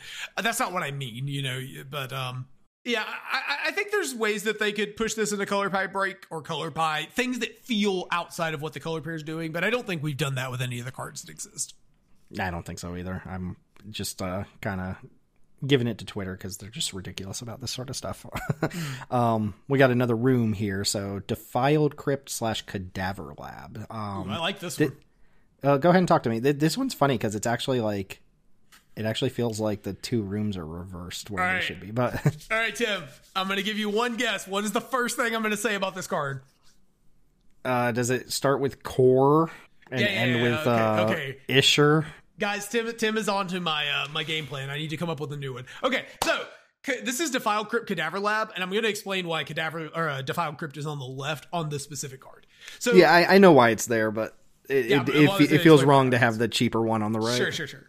Defiled Crypt is whenever one or more cards leave your graveyard, create a 2/2 black horror enchantment creature token. This ability triggers only once each turn. I did not notice it was an enchantment. That's interesting. For 3 and a black. For 3 and a black. And then for 1 black, you get Cadaver Lab. Whenever you unlock this door, return target creature from your graveyard to your hand.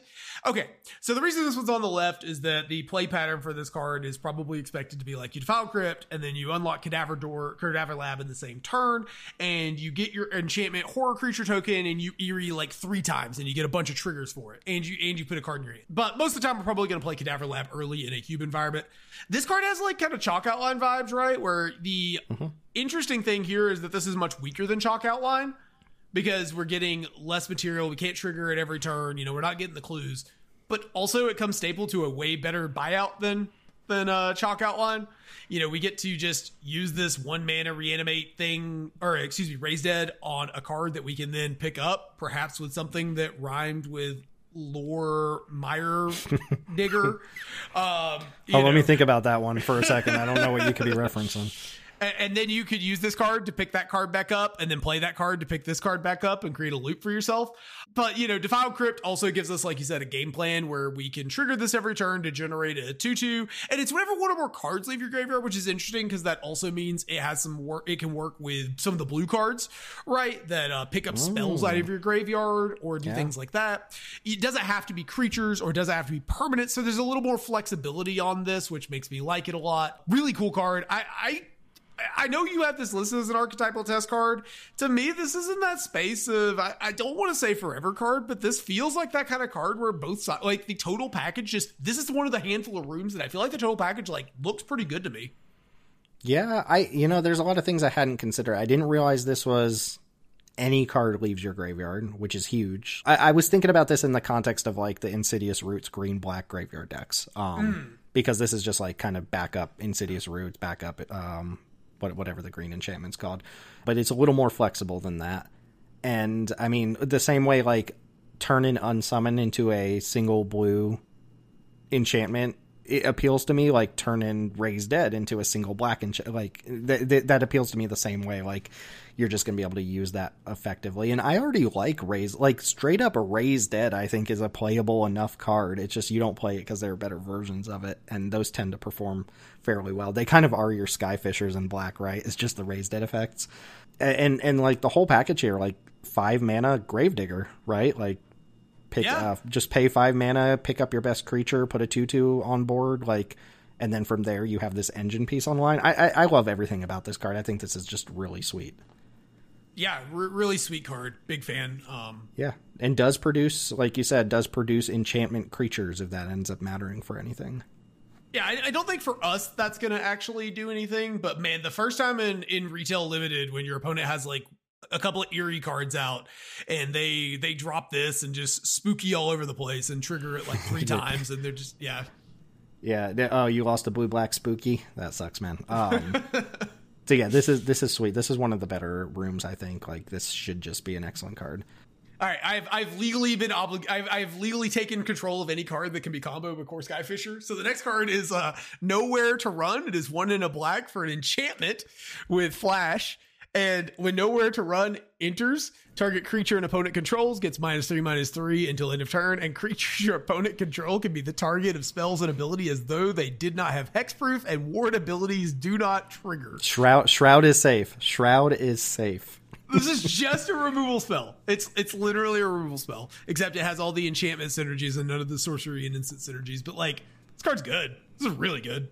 Sure. I mean, like, yeah, this is a objectified -3/-3, which, like, we already had Mire's Grasp, right? But Mire's Grasp usually goes to the graveyard when it kills the creature. This sticks around, so you pick it back up and you use it again. Plus, the ward text is probably not nothing. Like, I'm not going to go through and count all of our ward creatures, but I'm sure that comes up. It's relevant for some number of cards.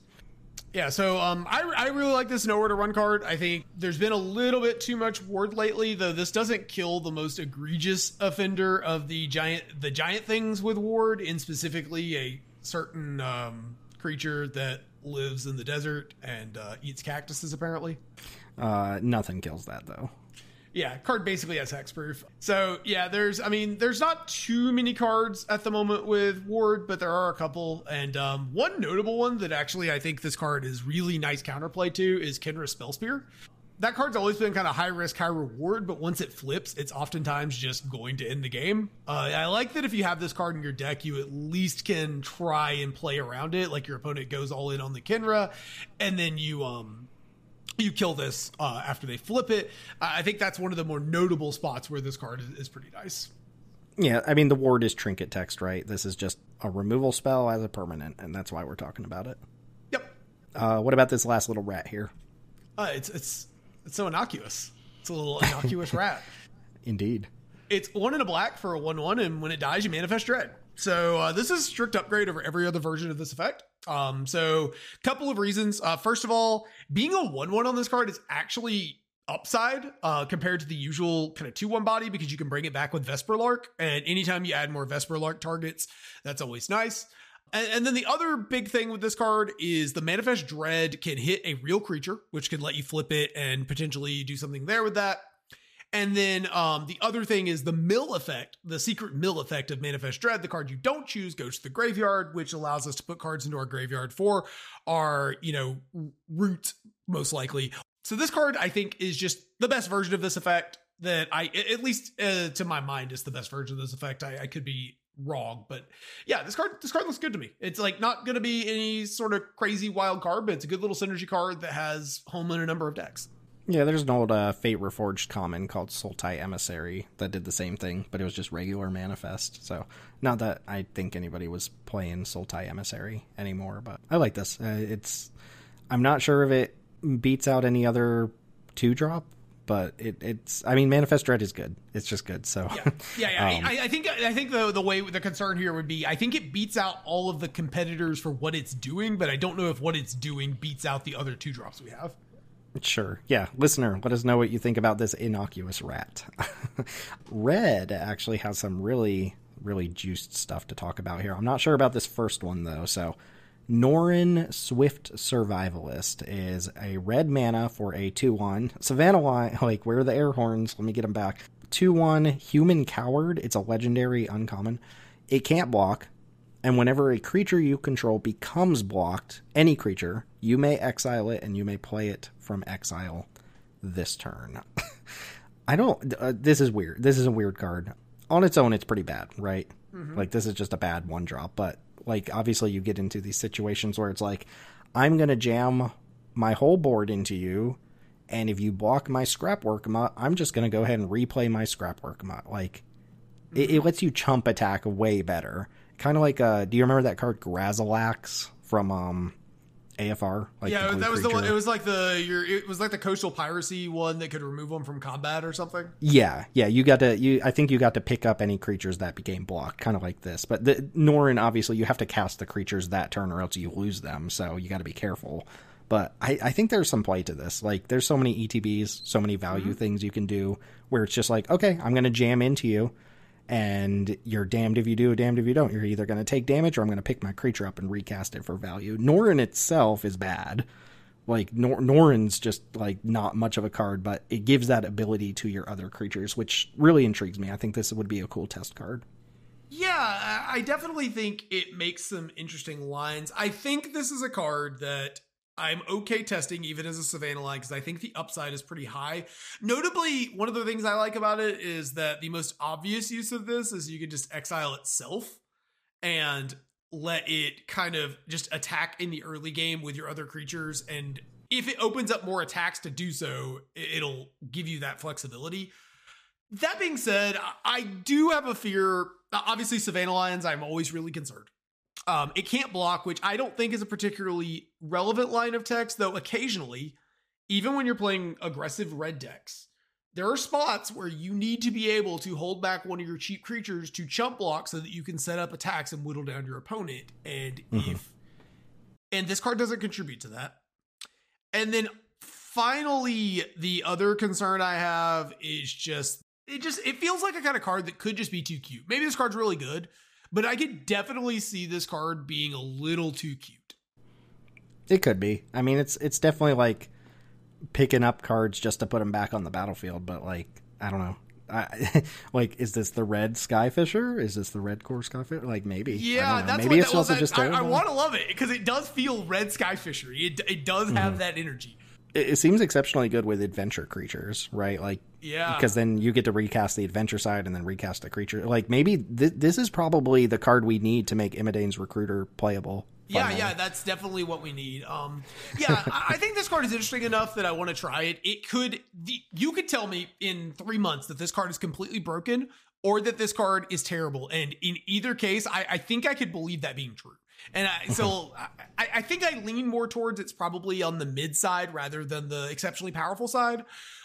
But I definitely see the vision here. And I think uncommons that give you a vision are cards that I like a lot. Yeah, and that's where the label test, like the perfect test card label, because it's like, I don't know where it's going to land. We got to figure that out. So, yeah. Do you want to take this next little 2-drop? I don't know why, but the art kind of reminds me of you. I can't say why exactly, but like... This is Irreverent Gremlin. It's 1 in a red for a 2/2 creature gremlin with menace. And whenever another creature you control with power 2 or less enters, for perhaps Core Skyfisher, you may discard a card. If you do, draw a card. Do this only once each turn. 2/2 menace for 2s, like totally reasonable stat line. And man, this card just, if you're playing an aggressive deck, this card just makes sure that you are just not flooding out, right? Yeah, that just rips through your deck. Like, that's going to happen every turn. Like, every single turn. And then it digs you towards more creatures that are going to fulfill the conditions. So. Yeah, we have in the past played cards, not in our cube, but in retail. We play cards that are just like a 2/1 for 2 that rummages once. And this is better on every front. Mm-hmm. Would you still be interested if it didn't have Menace? No.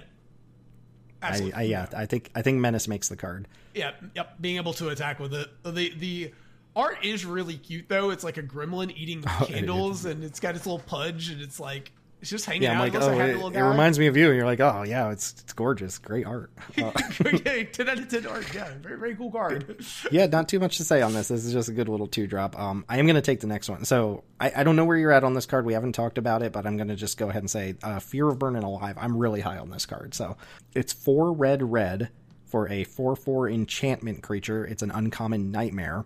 When Fear of Burning Alive enters, it deals 4 damage to each opponent, and then it has Delirium. If you have 4 or more card types in your graveyard, whenever a source you control deals non-combat damage to an opponent, Fear of Burning Alive deals that much damage to a creature that player controls. So this is just Skoa that also goes face and creature at the same time? Well, if you have Delirium, but if you don't have Delirium, it's worse Skoa because it only goes face. You can't actually hit a creature. So this is exactly the type of card that I love. Like exactly the kind of big Flame Tongue Kavu card I love. The same thing as like, I could play Ravenous Chupacabra and always get the effect, or I could play Chupacabra Echo and suddenly have a synergy card with a more powerful effect when I actually do the thing. And this is like, this card's insane when it has Delirium, right? Like, pop you for 4 and kill your creature, and then any other sources of non-combat damage start hitting your creatures too. Like, I love this card. Yeah, that just means sweet. You get to start throwing your burn spells upstairs and still kill your opponent's creatures to set up attacks. That is wild. Yeah, or like you're playing like Coruscation Mages or something, and you trigger them, like you suddenly get to start pinging creatures too. Yeah, also the art on this card is metal AF. It's really sweet art, yes. I love everything about this card. Like this, I actually really like Skoa too. To be fair, I like Skoa, but I'm booting Skoa for this thing. Like, I'll fight over it. Oh yeah, no, there's no fight here. This card is way sweeter than Skoa. Skoa's been totally fine. I've been an advocate of it being a good card, and I think this card is interesting because if you put it in your deck, you need one of 2 things to be true. I think you either need to be able to easily get Delirium, or you need to be in a spot in a deck that can play a 6-drop that is okay being Red Dragon. Yes, and I like a Red Dragon too. I don't mind a Red Dragon, but Delirium on a 6-drop, that's achievable if you put in the work in deck building to get there. This is the kind of card that will get people to finally respect Mishra's Bauble a little more. You know, you're just going to want that card in your deck. I mean, Dragon's Rage Channeler, that card's online a decent amount of the time, so... Yeah, I agree. No, I think on a 6-drop, this is much more palatable because it's easier to get to Delirium by time you're on 6 mana.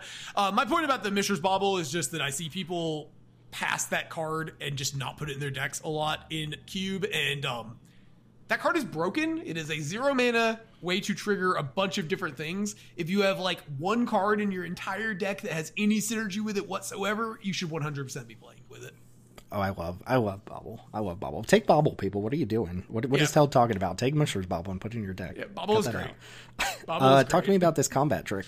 Yeah, so this is Turn Inside Out, which actually kind of cool art. So it is 1 single red mana for an instant. Target creature gets +3/+0 until end of turn, and when it dies, you manifest dread. Man, we're not messing around with combat tricks these days. Holy crap. Remember when this card was in Strixhaven and it gave like +1 and a 3/2 at the end or whatever? Well, the last effect we saw was MKM had Felonious Rage, which was +2/+0 and die into a 2/2 detective. But this is an extra point of power, and Manifest Dread is so much better than make a 2/2 detective. Yeah, so, man, this isn't quite Monstrous Rage good, but this is pretty good. No, yeah, I mean, I don't know that there's much else to say about it other than like it does help Delirium, like all the moving parts help. But wow, that is a combat trick for sure. That is one of the. This is the kind of combat trick that like you attack with that patchwork creature we were talking about earlier with Double Strike, and you just like your opponent has to clinch as you go, Monstrous Rage, turn inside out, like attack you for 15 or something. And we've got our little Heartfire hero now, which has panned out quite well. So yeah. This card is so good with Heartfire hero. You hit them for 5 damage in the face, and you trade for their creature. You trade off for their creature, you lava axe them, and you still have a 2/2 left on board with some Surveil.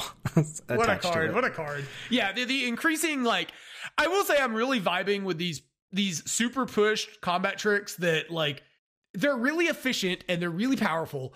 And it offsets the risk of playing a combat trick. This is what I want out of combat tricks. These are cards that can take over the game for a cheap amount of mana, but also if your opponent has a removal spell, when you go for it, you lose the game a lot of times. Yep. It rewards knowing the right opportunities to fire off a card like this. Pyroclasm is back. I don't know when Pyroclasm, the last time this was around, but I've never played with it in Standard. Maybe. 1 in a red... uncommon sorcery, deal 2 damage to each creature. That's the card. I mean, 2 mana, 2 damage to everything, which we pay 5 mana for that effect, and it's still pretty good. Yeah, this card is you've got it labeled as a red flag card, and I completely agree. I think I want to replace Fearfire Foes with this, partially because of the stupid punctuation export thing, but also like I don't know, Pyroclasm feels like it might be oppressive at 2 mana. Yeah, I think it would also be a little problematic to have this and Fearfire Foes in the cube at the same time. Just, it is already sometimes rough. Like, there's obviously a lot of upsides to it, but there are times where having a bunch of small creatures in play is just really bad for you. And if you had both of those in the cube, it just becomes like a game plan where every red opponent you're playing probably has access to one of these cards.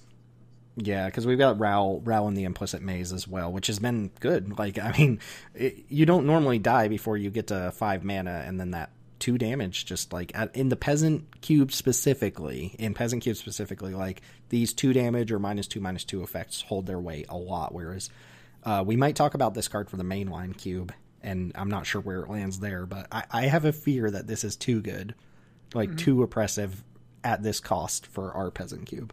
Yeah, I kind of have the same concern. So yeah, I think red flag I think this is a card we'll test, but I would not be surprised if this card is really miserable to play against. Yeah, we'll see. Another room. So have we had a room in every color so far? Cool. Painter's Studio / Defaced Gallery. So Painter's Studio is 2 in a red. When you unlock this door, exile the top 2 cards of your library. You may play them until the end of your next turn. So 3 mana for your typical 2 mana, like Ren's Resolve effect. Guys, all right, this is the last time I'm going to say this episode. We finally have a room that doesn't loop Core Skyfisher. I swear to God, if you bring up Skyfisher again, I'll just edit it now. Defaced Gallery is the other half. This one's 1 in a red. Whenever you attacking creatures you control get +1/+0 until end of turn. Did that need whenever you attack? So what is that card called? Goblin Oriflame, like, is the exact same thing, but you get to put the 3 mana, like, kind of inefficient impulse draw effect on. But I think this one specifically feels very adventure-y to me, where it's 2 really kind of like not great effects, like overcosted effects or situational effects, but you combine them together and you probably get your value's worth. Yeah, I agree. I think it's interesting because I don't know when we're supposed to play either half of it, if that makes sense.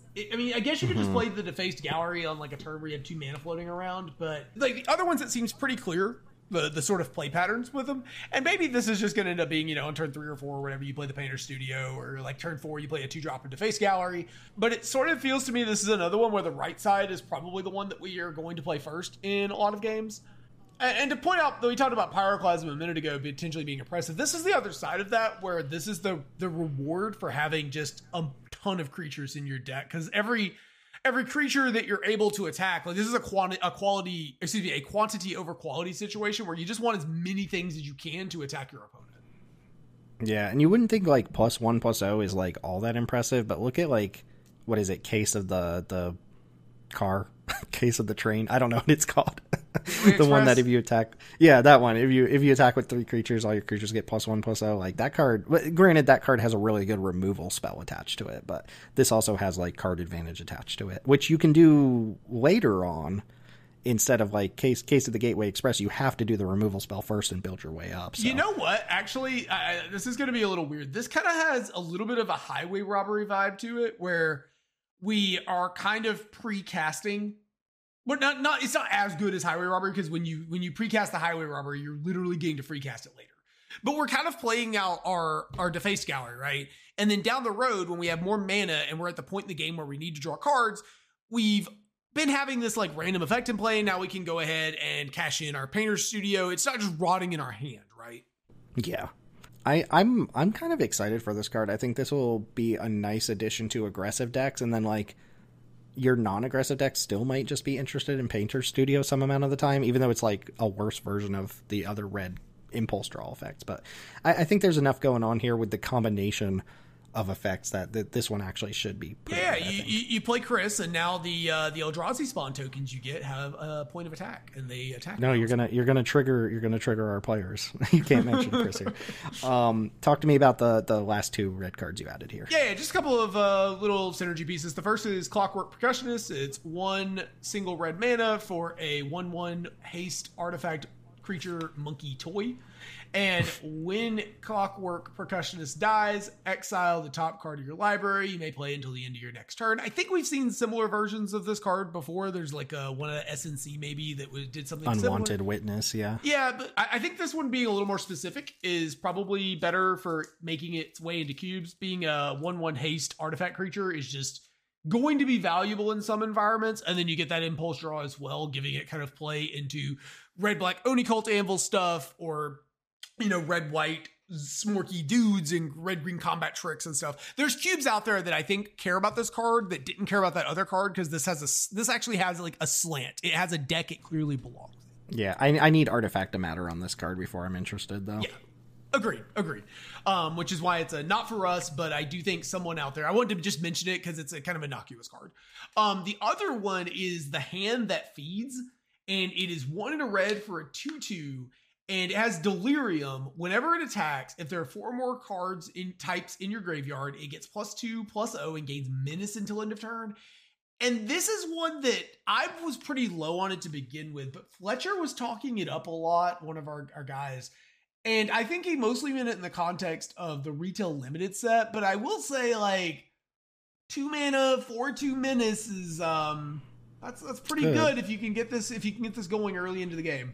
Yeah, so when we're talking about the Fear of Burning Alive, like that's a 6-drop, and it's like, oh, I should have Delirium by that point. But at what point do you think you're getting Delirium? Like, obviously playing this on 2, you're not contributing to Delirium, so like turn 4 or 5 at the earliest, probably in red. Yeah, my suspicion is this card just ends up being a little too poor on curve to be good, but it is really efficient once you get to Delirium.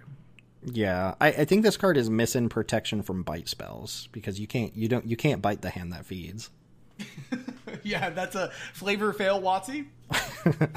I'm not super into it because it's such a nothing card until it does get the boost. I mean, like is there a 2-drop you would cut for this? Is my question. You know, like I suspect the answer to that is no, without looking at the looking through. So the like there's very high upside on a 2-mana creature, but also like completely negligible downside. Not completely, like 2 mana 2/2s, sure, but I don't think you're turbo Delirium in red enough to get this there.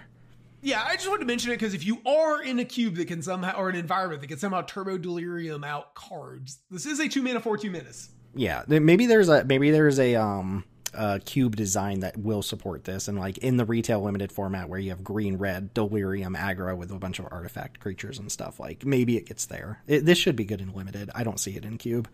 Moving into green, we're starting off with a 1-drop here, Insidious Fungus, a single green mana for a 1/2. It's an uncommon fungus.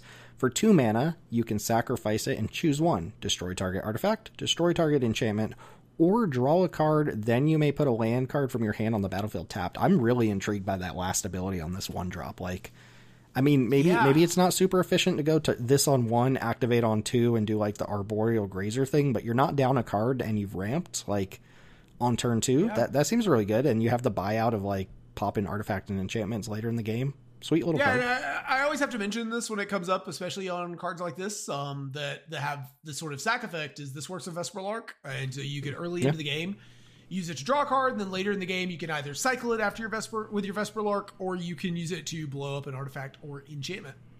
Yeah, this is a perfect, like, oh, you're looking for more naturalizes, but you don't want to play Wilt and return to nature or whatever. Like, this is the type of card I would recommend playing. I like something like this more than I like Canker Bloom or Thrash and Bronodon, because I don't really want to sacrifice my, like, actual beaters, like my statted creatures to kill artifacts and enchantments, but I don't mind sacking my 1-drop. Right. So that brings us to the completely opposite side of the curve with Altenac the Thrice Called. So really interesting card here, where we're talking about a 7 mana, 5 green, 9/9 legendary insect beast. It's an uncommon. It has trample. So 7 mana, 9/9 trample. Whenever Altenac the Thrice Called becomes the target of a spell or ability an opponent controls, draw a card. It also has an activated ability, essentially channel. 1 in a green, discard Altenac, return target land from your graveyard to the battlefield tapped. So already giant creature, but it is a 7-drop. There is a companion card that I want to mention here. Whether or not it actually sees play or not, I do want to talk about it. So there's this sorcery called Say Its Name. It's 1 in a green for a sorcery. It says mill 3 cards, then return a creature or land card from your graveyard to your hand. So a sorcery speed, grapple with the past. It also says exile this card and 2 other cards named Say Its Name from your graveyard. Search your graveyard, hand, and or library for Altenac and put it on the battlefield. And then shuffle, you can only activate this as a sorcery. So I'm not a huge fan of breaking Singleton, and I'm not suggesting we do it either. But if there was ever a time I was going to break Singleton to try and do like the sweet thing, first off, Skoa Embermage would have been the first time to do it with Grandeur, but this would be the second time. If I saw Altenac in a cube with 3 copies of Say Its Name, I would be super, super excited. Now, all that said, I actually think Altenac is a really interesting, powerful card on its own without the sorcery, but I did want to due diligence mention the sorcery there. Oh, we get to Beetlejuice it? That's actually okay. Yeah. It's exactly that. It's Beelzebub. We don't get to say that 2 more times, but that's I assume the joke here, like Bloody Mary, Altenac into play or whatever.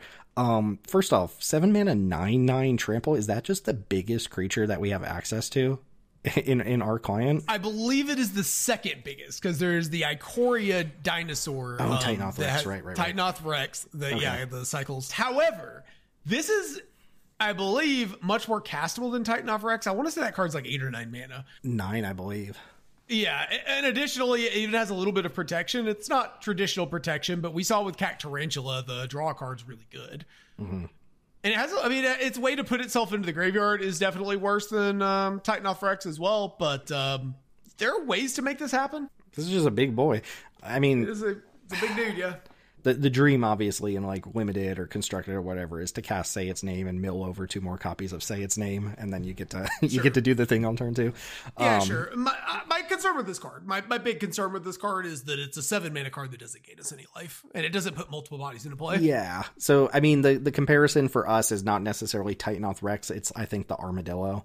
Spinewood's Armadillo, which has been just such an insane card as far as the like big creature that puts itself in the graveyard for reanimation effect. Like, it's hard for me to justify Altenac when a card like Spinewood's Armadillo, but if we wanted to downgrade that because the Ward 3 is so oppressive, like I could see Altenac being the replacement. Yeah. I think if we ever get to a point where we're interested in downgrading that slot and we haven't seen something better, Altenac is cool. It also is like, it's more offensively oriented. So one of the things that the annoying things about Spinewood Armadillo is the way that it grinds a lot of games to a halt, because it has reach instead and ward, and it doesn't attack. You just, like, it does if your opponent if you're super far ahead on board. But most of the time, the Spinewood's Armadillo is just sort of sitting there because you don't have tramples, so you can't threaten your opponent. Altenac, on the other hand, would be a much more aggressively oriented card, where once you got it into play, you'd be trying to end the game. Yeah, Altenac's also, I think we've said the name like 7 times, so there's like 3 Altenacs behind me, like, coming to consume me or whatever. But if you can't, like, you're not going to do it on turn 2 very often unless you have a turn 1 mill card and you get lucky, but like, that's just a rampant growth too. That's not even like, go fetch a land and put it in your hand. It's put a land from your battlefield or from your graveyard on the battlefield tap. So that's just straight up 2 mana rampant growth, from your graveyard. It's obviously works with our landscapes, and I'm sure as time goes on, there will be more lands that work with it as well. So, I mean, it's interesting. It's definitely interesting. Yeah, I'm going to go with the Spinewood's Armadillo is just a way better card, but that card has also been really miserable to play against in many spots. So I could see a world where we decide to downgrade that slot. What do you think of a copy of Altenac and 3 copies of Say Its Name? Not for us necessarily, but like, what do you think of that as like a seeded thing in a cube? I feel like in order for that to work, you would have to do the multiple copies thing, where if you draft a copy of Say Its Name, you get all 3 copies, because spending 3 draft picks on a sorcery that mills 3, or that's basically grappled the past, I think is a pretty bad deal. That being said, there are very few reasons that I find really compelling to break Singleton and Cube unless you're just starting with that design principle. This is one of them. That would be really cool. Yeah. Green didn't have a lot. We got 2 more cards to talk about, and that's it. But I mean, at least we get to talk about this banger. So Under the Skin, 2 and a green for a sorcery. It's uncommon. Pretty simple effect. Manifest Dread, and then you may return a permanent card from your graveyard to your hand. Notably, it doesn't target, so whatever card you put in the graveyard with Manifest Dread can be the card you put back in your hand if you like mill a good permanent or something. Does this also mean that you can't spot graveyard hate this card? That's correct. Yeah, there's which is super relevant, because if you gave it a target and then they like removed the card in response, you wouldn't even get the Manifest Dread. But there's no targeted on this at all. So once it resolves, you just do the whole thing. Feels like that is weird and should not exist, but it does make the card a good bit better. Is this a forever card? I mean, it's a 3-mana 2/2 Eternal Witness for permanence. This card is a forever card until Eternal Witness gets printed. Yeah. Yeah. Do you think it's like strange to have this in the same section as of Evolution Witness, which we just got not too long ago? I mean, this is the thing, right? Is like all of these effects that grind out cards, the effects that return a card to your hand in some capacity just play really well in Peasant. They're the backbone of Peasant decks. And it's so hard for your grindy decks to work without them, and they're so good, even often in aggressive decks, that it's just like, what is the ceiling on these cards? Like, what is the amount that you can put into your cube before you start having really diminishing returns?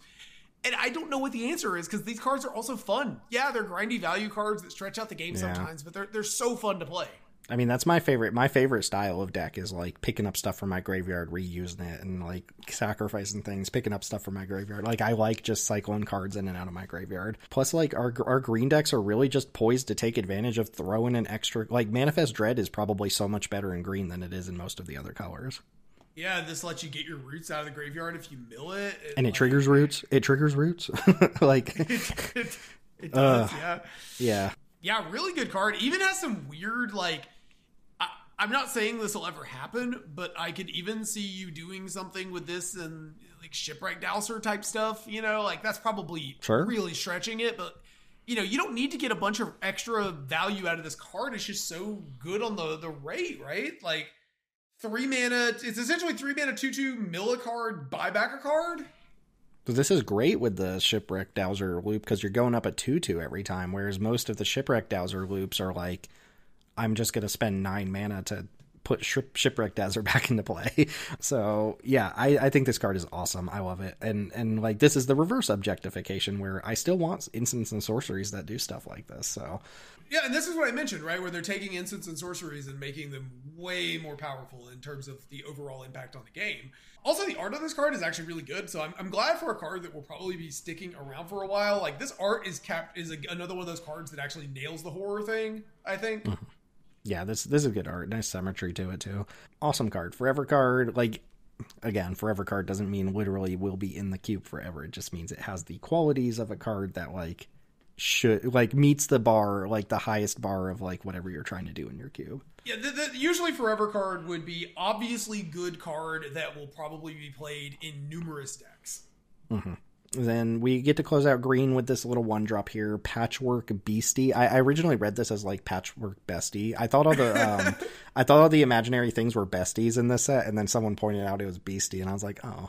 Patchwork Beastie is a single green mana for a 3/3 uncommon artifact creature beast. It has Delirium. It can't attack or block unless there are 4 or more card types in your graveyard.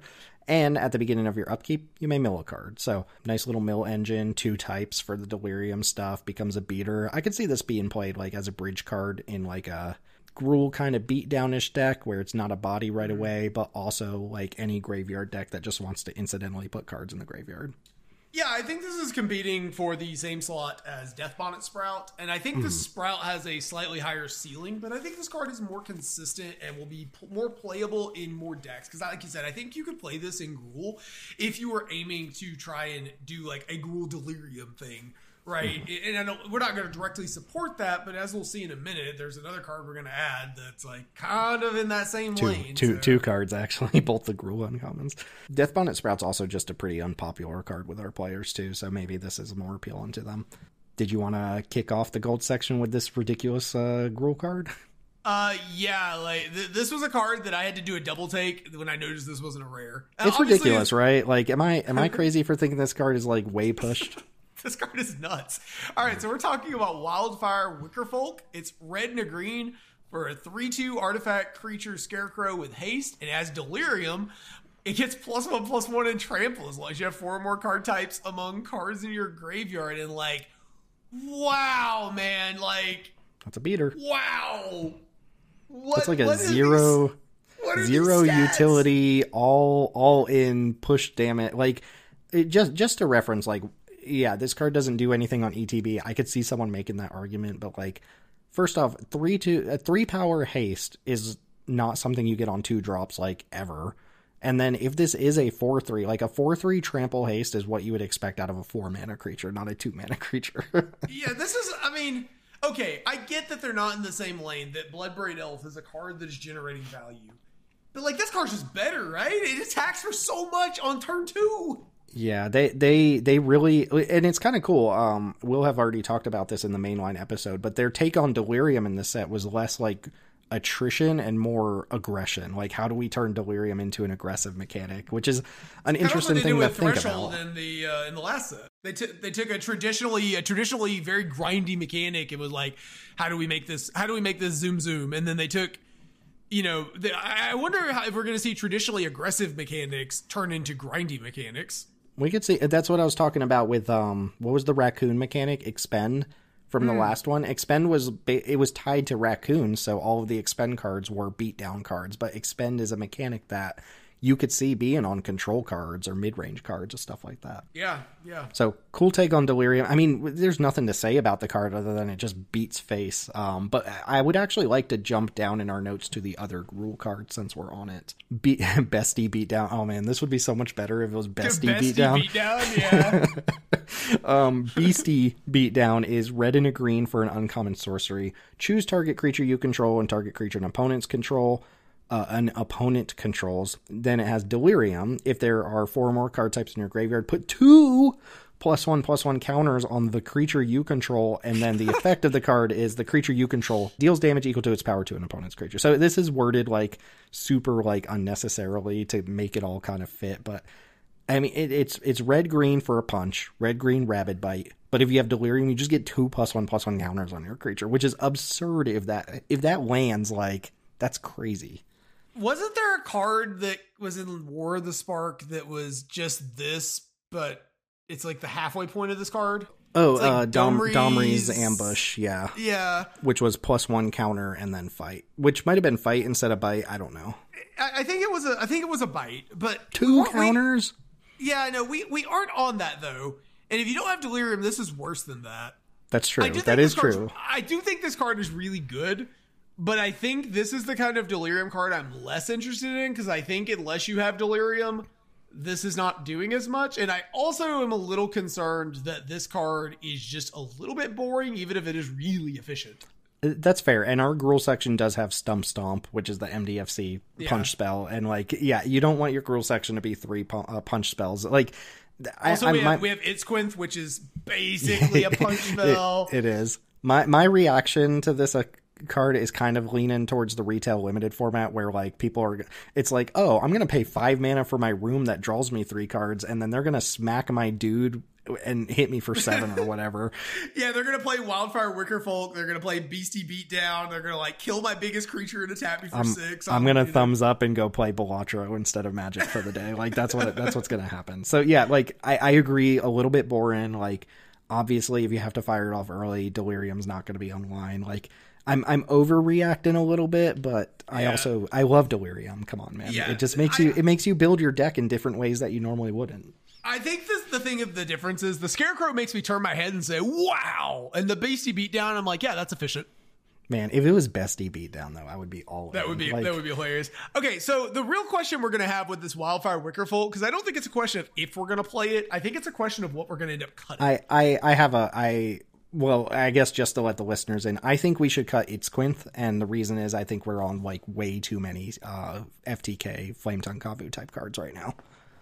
Okay, yeah, I'm open to that, and like this does beat, because Itzquinth is functionally a 4-drop. This beats down way harder. Yeah, so instead of like a 4-drop that kills an opponent's creature, what if you had a 2-drop that killed your opponent? Speaking of 2-drops that kill your opponent. Yeah, I'm segueing you into the red-white card here. Go ahead and take it. So this is Arabella, Abandoned Doll. It is a red-white for a 1/3 legendary artifact creature toy. Okay, so just off the rip, much worse stat line than the Wickerfolk guy. So there needs to be a pretty good text box here for us to want to play it. So let's see what we got. Whenever Arabella, Abandoned Doll, attacks, it deals X damage to each opponent, and you gain X life, where X is the number of creatures you control with power 2 or less. Fetcher, explain. Explain, Fetcher. So I've had some conversation with some people in the Discord, and there were a couple of people who've suggested to me they didn't think this card was all that good. And I'm very confused because I think this card is completely nuts. This card is insane. Like, I have no doubt in my mind. Like, sometimes I'm like, I don't know. No, the no test card. This card is insane. This is going to be, you untap with this, and very frequently on turn 3 are going to be dealing like 4 damage.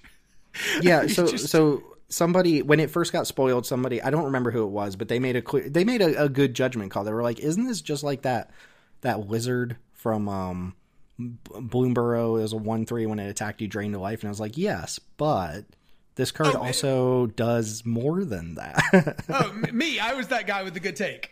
Oh, was it you? Okay, cool.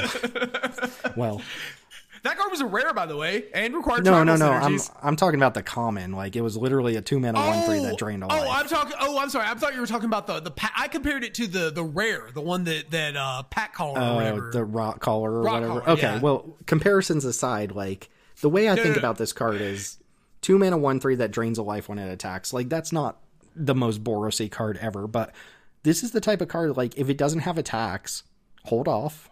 Go and hold off a little bit. Hold off a couple turns, build out the board, and then attack and drain your opponent for 6. Like, even if this dies in combat, like, your 2-mana creature is going to get, like, 5 to 6 mana worth of, or 5 to 6 damage worth of that first trigger when you make it happen. Plus, this has to be, like, the most egregious card for, like, the best curve outs you can have, right? Which isn't really usually, like, something you account for, is like, oh, in the best case scenario.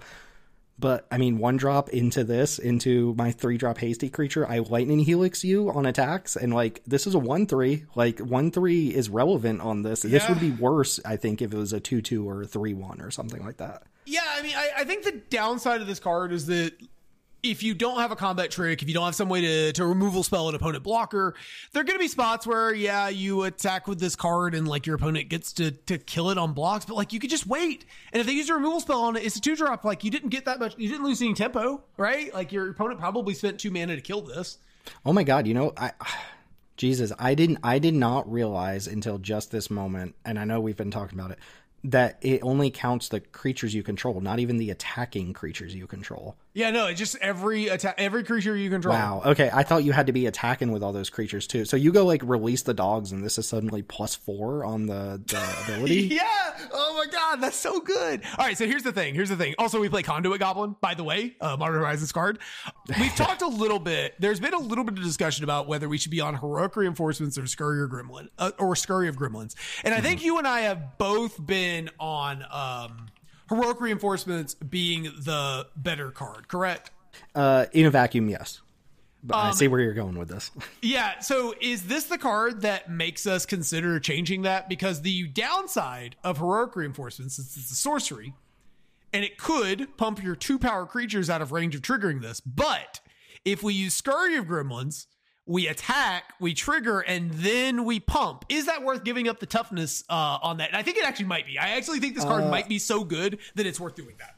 I think my answer to that is no, and I don't want to get too into the weeds on the Gremlins versus reinforcements thing, because I have a pretty strong opinion that Gremlins is not nearly as good. I think the reason you don't really have to do that is because this by itself, in addition to the 2 1/1s that you make off of the heroic reinforcements, is already like a lightning helix's worth. Like if you're missing out on a few other points of damage from the rest, like you're still getting a really good effect off of this. That's true. I guess also if you have a bunch of creatures getting pumped out of range with heroic reinforcements, your opponent is probably still super good, like right? Yeah, you're missing like 2 to 3 damage on Arabella, but you're also just hitting them with 3/3s instead of 2/2s. Yeah, so like okay. I guess I kind of got sold because it was also pointed out to me that as a permanent, Scurry of Gremlins works with a card type that I am fond of. All right. Anyway, moving on. I will say this is one of my least favorite cards from the flavor perspective, because it's so clearly like, oh, that's Annabelle. Like, why does it do? Why does it do so much damage? Why does Arabelle just randomly just like smork you for toys? But yes, this is I don't know if there's like a flavor thing here or not, but I think it's literally just like, oh, it's Annabelle. And it's like, okay, the name, you're too on the nose with Arabella, but whatever. Yeah, this one, I think they could have done a little more interesting thing with it. But yeah, this card seems cracked to me. This is like, I feel like you could have put a rare sign on this and I would have been like, yeah, that makes sense. I'm going to be honest with you, the listener at home. I have a small concern that this is a Zenith Flare situation where this card is just going to be like the best card in the best deck, and it's going to be completely miserable to play against. It won't have the sort of completely uninteractable element of Zenith Flare, but I could see this card being like, all right, well, my opponent has played Arabelle. I guess I need to find a removal spell for it before they assemble enough creatures to dome me for my entire life total. Why does it gain life? Because it's white? Is that why? All right. Moving on from that one, that's, these gold cards, though. These gold cards. Okay, so we've got 2 more to talk about. Brood Spinner. Oh, Jesus Christ, with this art, though. All right, I won't even lie, Tim. I love this art. It's the googly eye. This should have had spooky. This definitely should have had spooky. It should have had spooky. Also, Danelius, another shout out to Danelius. I believe they said this is like the most pushed looking peasant card they've ever seen, or at least in a while. And like that was just off of the ETB value. So Brood Spinner is black green for a 2/3 uncommon spider with a reach. And when it enters, surveil 2. You could stop there. I think that's excellent. And that's what Danelius was getting at, is that's just such a good 2-drop play. But wait, there's more. Yeah, there's a whole nother ability here. So 4 black green, tap it and sacrifice it. Create a number of 1/1 black and green insects with flying equal to the number of card types among cards in your graveyard. So we're talking a 2-mana 2/3 stop sign with reach that fills up your graveyard, gives you some card filtering with surveil, and then you can cash it in for what? Probably between 3 to 5 1/1 flyers later in the game. That seems great. Or like 7. Oh, wait, this is card types. Oh, this is Delirium. My bad. This is not spider spawning. My bad. No, this is not spider spawning because, it doesn't make 1/2 reaches. It makes 1/1 flyers. Arguably better if you're trying to close out the game. Worse if you're trying to play defense. Yeah. And it also like it rewards you for having different card types in your. I wonder if we can sneak like a kindred enchantment into our cube or something for stuff like this. I don't know that there are any below rare, but yeah, I also don't think there's probably not any that are very good either. Yeah, we don't have very many battles either, or planeswalker. So it's really like you're capping out at like land, instant, sorcery, artifact, creature, enchantment. So six card types if you're like actually actively going for it. I mean, this card is just a good rate all the way around. Like there's nothing to dislike here except maybe the googly eyes, which you seem to love. I think I take umbrage with the like most pushed card I've ever seen in a world where we've had in the last couple of sets like Writhing Chrysalis and Imidage Recruiter. Yeah, like those are. Yeah, but I get the sentiment. You get what he's getting I get the sentiment, and for a 2-drop, this is really, really pushed. It's incredible and exactly what Black Green wants to be doing early with the game, which is like wait a second. The token, I just put the token here because it's also googly. That's a 2/2 reach spider. That's not even the token that this card makes. Oh yeah, it makes 1/1s. It doesn't make. Where did the 2/2 reach spider come from? What makes it? Anyway, whatever. Forget about the token. The token has like the same art. It's clearly a. Did this used to make 2/2 reach creatures? And they changed it. Oh, it definitely did. That's what happened. Yeah. Oh my god, that would be. Anyway, yeah. What a wild card. Yeah, I don't think Danelius is that far off though when he's saying like 2 mana, 2/3 reach, Surveil 2 is just great. Yeah, he's definitely on the right track. This card is. Some of these gold cards we're getting now, it's just wild to look at some of these gold cards. They're all 2-drops. The thing that gets me is some of these gold cards we're looking at, I'm like, okay, this is like random card that has like very specific synergy, and it's like kind of okay when you're able to do that. Like, for example, the blue-red one for this set. One of the blue-red cards is like a 2/2 Vigilance that can sacrifice a whole room to deal 2 damage to your opponent, draw a card. Mm-hmm. And it's a 2/2. Meanwhile, we've got this, which is like 2/3 surveil, reach, make flyers. We've got like, you know, you've got a 2 mana 4/3 Oddity on a 2-drop. You've got Zenith Flare on a 2-drop. Yeah, like what is the balance here? Because I can already tell you, blue red is gonna suck, right? Like it's almost guaranteed to suck. Say it ain't so. We know we don't want it to suck, but like there's no way, right? Like it just blows my mind because we're just living in a world where you have these very specific synergies on some of these cards that like you have to jump through a bunch of hoops, and some of them are just Zenith Flare on a 2-drop. Yeah, my favorite thing about the ones we pulled out here, like these gold cards, is how easily they just slot into the archetypes that we're playing. Like, yeah, they have like little twists on things like Delirium or 2-power matters and stuff like that, but like they all just slot into the 2-color pairs that we play, which is perfect. Yeah. Should we wrap things up with the last gold card here? Saw Blade Skin Ripper. This one's not as like, oh my god, as the other ones, but I did want to mention it. So Saw Blade Skin Ripper is 1 black-red for a 3/2 uncommon human assassin. It has menace. You can pay 2 mana to sack another creature or enchantment to put a +1/+1 counter on it. And at the beginning of your end step, if you sack 1 or more permanents this turn, Saw Blade Skin Ripper deals that much damage to any target. So I read this as nerfed Mayhem Devil, which is a card that we cut a long time ago for being a little bit too oppressive, with especially triggering off your opponent's sacrifice stuff. But this one has a sack outlet on it that makes it bigger. It's a menace creature, 3 mana 3/2 menace, perfectly fine, not like crazy, but that's a fine body.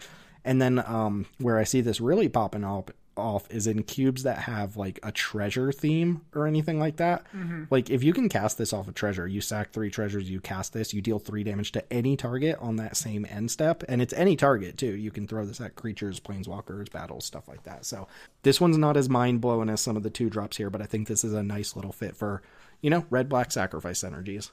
Yeah, I think this card's good. I mean, it just is totally fine, right? Like it gets bigger, it pings things, it goes face, it's a little inefficient as a baseline 3/2 for 3. But I think this card, like you said, I think it really gets good when you've got a bunch of treasures. But I think this is a card that, you know, if you're doing the red-black thing and like you don't want to put a Mayhem Devil in your cube because it's a little too oppressive when it pops off. And this one has the other upside of being self-enabling, which we generally like better on cube cards, right? This does the thing and rewards you for doing the thing. So yeah, I think this card is pretty nice. I could definitely see it doing something silly as well. Like I'm sure there's some way of having a bunch of easy to sack permanents that let you do something really, really dumb. Yeah, I mean, I read this as like probably just pinging for 1 damage on your end step. Like, how many things are you really sacrificing on average every turn? Like 0 to 1, maybe 2 in certain situations. So, I mean, but even a ping is enough to kill off a lot of the extraneous little bodies floating around and stuff like that. You get your opponent with the head of the homestead. They've got their cute little rabbit family, and the Skin Ripper just starts shredding them to pieces and stuff like that. So the tonal whiplash is too much. Yes, but Bloomburrow into Duskmourn is upsetting. I know this was supposed to be the last card, but I did not feel like it'd be an appropriate Duskmourn review without one last Dude in Hallway. Oh, dude. Oh, we got a Dude in a Hallway. This is a good shout, too. This card's just kind of good. This card's good, yeah. So it's Oblivious Bookworm. So it's blue and a green for a 2/3. At the beginning of your end step, you may draw a card. If you do, discard a card unless a permanent entered the battlefield face down under your control this turn, or a permanent was turned face up this turn. So this card's just a nice little stat stick. Like 2/3 is a totally fine stat line, and it loots, which is really nice for smoothing out your draw, especially in blue-green, where in these like bigger green decks, if you sometimes draw one too many lands, it can get a little rough. And then also if you happen to be doing Manifest Dread or Morph or Disguise or any of these other random ways to make face down, if that happens to be something you support, it gets even better. Yeah, I didn't really think about this card too hard. I think it was Lords of Limited who were talking about like this just loots. It has a lot of distractive text, but like this just loots for free on your end step, which is great. Especially if your blue-green section cares about the graveyard, which ours like kind of does, but more adjacently. Like this is just good. They've been pushing the looters at rare a lot, and this feels like pushing the looters at uncommon, which is what I want to see more of. Also sick with Under the Skin, so you on 5 you can Under the Skin this back after you trade it off and then play this, and since you put a Manifest Dread into play, we get to just draw a card. Yeah, there's just enough Manifest Dread that you might see this happen, though. How much in blue and green? 1 card, maybe? Yeah, so, not a lot. I think if you look at the whole of Magic, Morph has not been very good. But if you're in a cube environment where you do support that sort of thing, we're starting, with like the Khans of Tarkir or MKM stuff, which I guess MKM it wasn't Morph. But, if you're doing anything like that, that's obviously really cool. But end of the day, 2-mana, 2/3 looter is totally fine. We've got to be at a critical mass of these sorts of things where you can actually just have like a morph cube, right? Maybe not on Arena, but like in paper, people have to have face down cubes, right? If you have one of those, let us know. Like, I kind of want to see it. Yeah, I was for a while working on a combat cube, and one of the ways was planning to do is to have a bunch of morphs as like ways of, because like the morphs, what the things morphs I think lead really well to is it feels like the combat is a lot of attacking and blocking decisions, because everything, when you're building a set around morph or disguise, you have to take into consideration like every stat line, right? Because like a 2/3 plays really, really differently than it would in a normal set. So I think it plays really well towards that sort of combat thing. And I ended up giving up on it because I just don't really think we have the critical mass. And I also don't tend to finish projects I start on my own. But it was an interesting thought I had on it, and I think morph being part of the backbone of this would have been really cool for that cube. Also, it would have been really, really good against morphs. So that was the last card we had to talk about before we wrap up with the outro stuff. Is there anything in particular that stands out to you as like something you're excited about, or have a big question mark or anything like that? I'm excited to see how many times Annabelle into Cunning Coyote just absolutely murders someone. Arabella, sir? Legally distinct Annabelle? Legally distinct Annabelle, yeah. I think I think I'm going to refrain from saying the card I was just about to say, because I am 100% positive you were about to mention it. But I do really think Okay. I do really like Patch Plaything. I think that card is really sweet. I want to see if it works out. And I am really amused at how many legitimate combos they put in for cards that return cards to hand. Like there are legitimately like 3 or 4 different loop cards in this set, and I find it really amusing as someone who loves those effects. Yeah, the again, using that term that Denelius brought up, the objectification. I hate saying it because it sounds like objectification, like it is objectification, but you know what I mean, turning things into objects. I actually have 3 that stood out as like question mark cards that I'm excited to get my hands on and see how they play. The first being the Fear of Abduction, the big 6-drop alien. I could see that going either way. The Black Room that has the Raise Dead effect on it, and also the make 2/2s as things leave your graveyard. And then the card that I'm like, I don't know if this is the one he had pegged me on or not, but the red 6-drop, the Fear of Burning Alive. That's the one. Okay, yeah, I love Red Dragon already, and like they just keep making that card better and better. I love the art. It's so cool. I'm excited for that. Yep. Okay, so that's going to go ahead and do it for the Peasant review. By the time you're listening to this, hopefully you've already listened to the mainline review, but if you have not, it should be the episode right before this. I believe it's going to be episode 29, where we will talk with Chris about probably less cards. There's significantly less, I think, to talk about for the mainline cube, which is usually the case, though. But we have some, we'll talk more about the mechanics, and I think I hate to spoil it, but I think we're going to gripe a little bit more on that episode about the actual set and the flavor of the set, but we'll save it for the mainline episode. Yeah, one of the interesting things is we always talk about less cards on those episodes, but because the cards just have so much text, a lot of times there's a lot more jockeying and figuring out what the play patterns are going to look like and stuff. Because with these peasant cards, while they're really cool, they're becoming increasingly cool with stuff like Fear of Abduction or Fear of Burning Alive. They are still relatively simple mechanically cards, and I actually have to give Wizards credit. I know that from a flavor perspective, we're going to lambast this set really hard, but this set did feel like it had a lot of commons and uncommons with really cool effects that didn't have to have a million lines of text in order to understand them, which I think is a nice improvement that we've seen in the last couple of sets compared to the 3 sets before that. Well, that's the benefit of making a mechanic like Manifest Dread as big of a thing, right? Because Manifest Dread actually is a lot of text. But A, if you've played with Manifest before, you kind of understand how it works. And B, once you understand how Manifest Dread works, you just get all of the Manifest Dread cards. So now these cards that the majority of the text, Unwanted Remake says destroy target creature, its controller Manifest Dread. And then it has 8 lines of text explaining what that means. But once you understand how Manifest Dread works, it's oh, destroy a creature, do this thing. It's mechanically, to explain it in the rules text requires a lot of space, but to actually explain what it does is very, very simple. Exactly. It was the ring tempts you, right? There's a little bit of a learning curve to figure out what that actually means, but then you produce cards that are when this enters the battlefield, the ring tempts you. And it's oh, okay, I understand what that card does. So yeah, I think the one thing I'll talk about is I think the mechanics are a little bit of a split, but I mostly like the mechanics from the set. But anyway, I don't want to go down that rabbit hole. I'll save it for tomorrow to close this one out. But let's go ahead and tuck this one away. Thanks as always to everyone listening. Remember, the best way to support Jank Diver Gaming and the Jank Tank podcast is to join our Discord server. Come draft with us. Give us your feedback. It's a great place to hang out with like-minded individuals and talk about Cube, Retail Limited, and all things Magic. It's also just a great place to come tell us about your opinions of the cards that we've talked about or cards we might have missed, because there's plenty more that we could always talk about that we're do we really want to spend time discussing this card and things like that. So if you think we missed cards or we're over-evaluating something, come let us know in the Discord as well. You can find links to our Discord server wherever you're listening to this podcast. You can come to our scheduled drafts 4 days a week. We have the mainline cube on Sunday, and Wednesday nights, the Peasant cube, which will include a lot of the cards we talked about here on Saturday nights. F&M style drafts on Fridays where the players vote on a cube to play, and various Jank Diver cubes and guest cubes on Saturday and Sunday. You can find our socials on Twitter at Jank Diver Gaming, youtube.com/Jank Diver Gaming, and you can find Teld talking about Magic and other stuff on twitch.tv/Teld Talks. Yeah, so I also have a YouTube channel, and I am a big fan of Fire Emblem.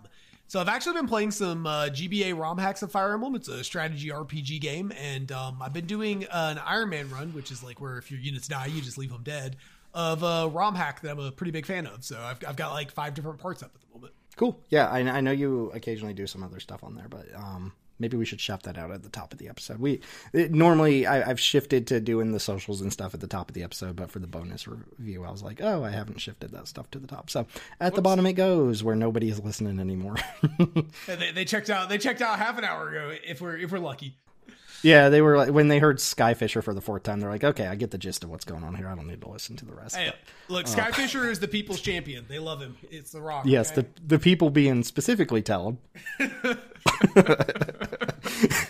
I love me a Skyfisher. Come on. Okay, that's going to go ahead and do it. We will catch you all on the mainline review, which will ironically have been recorded after this, but will be posted before. So thanks for hanging out. Baker's Bane Duo is out.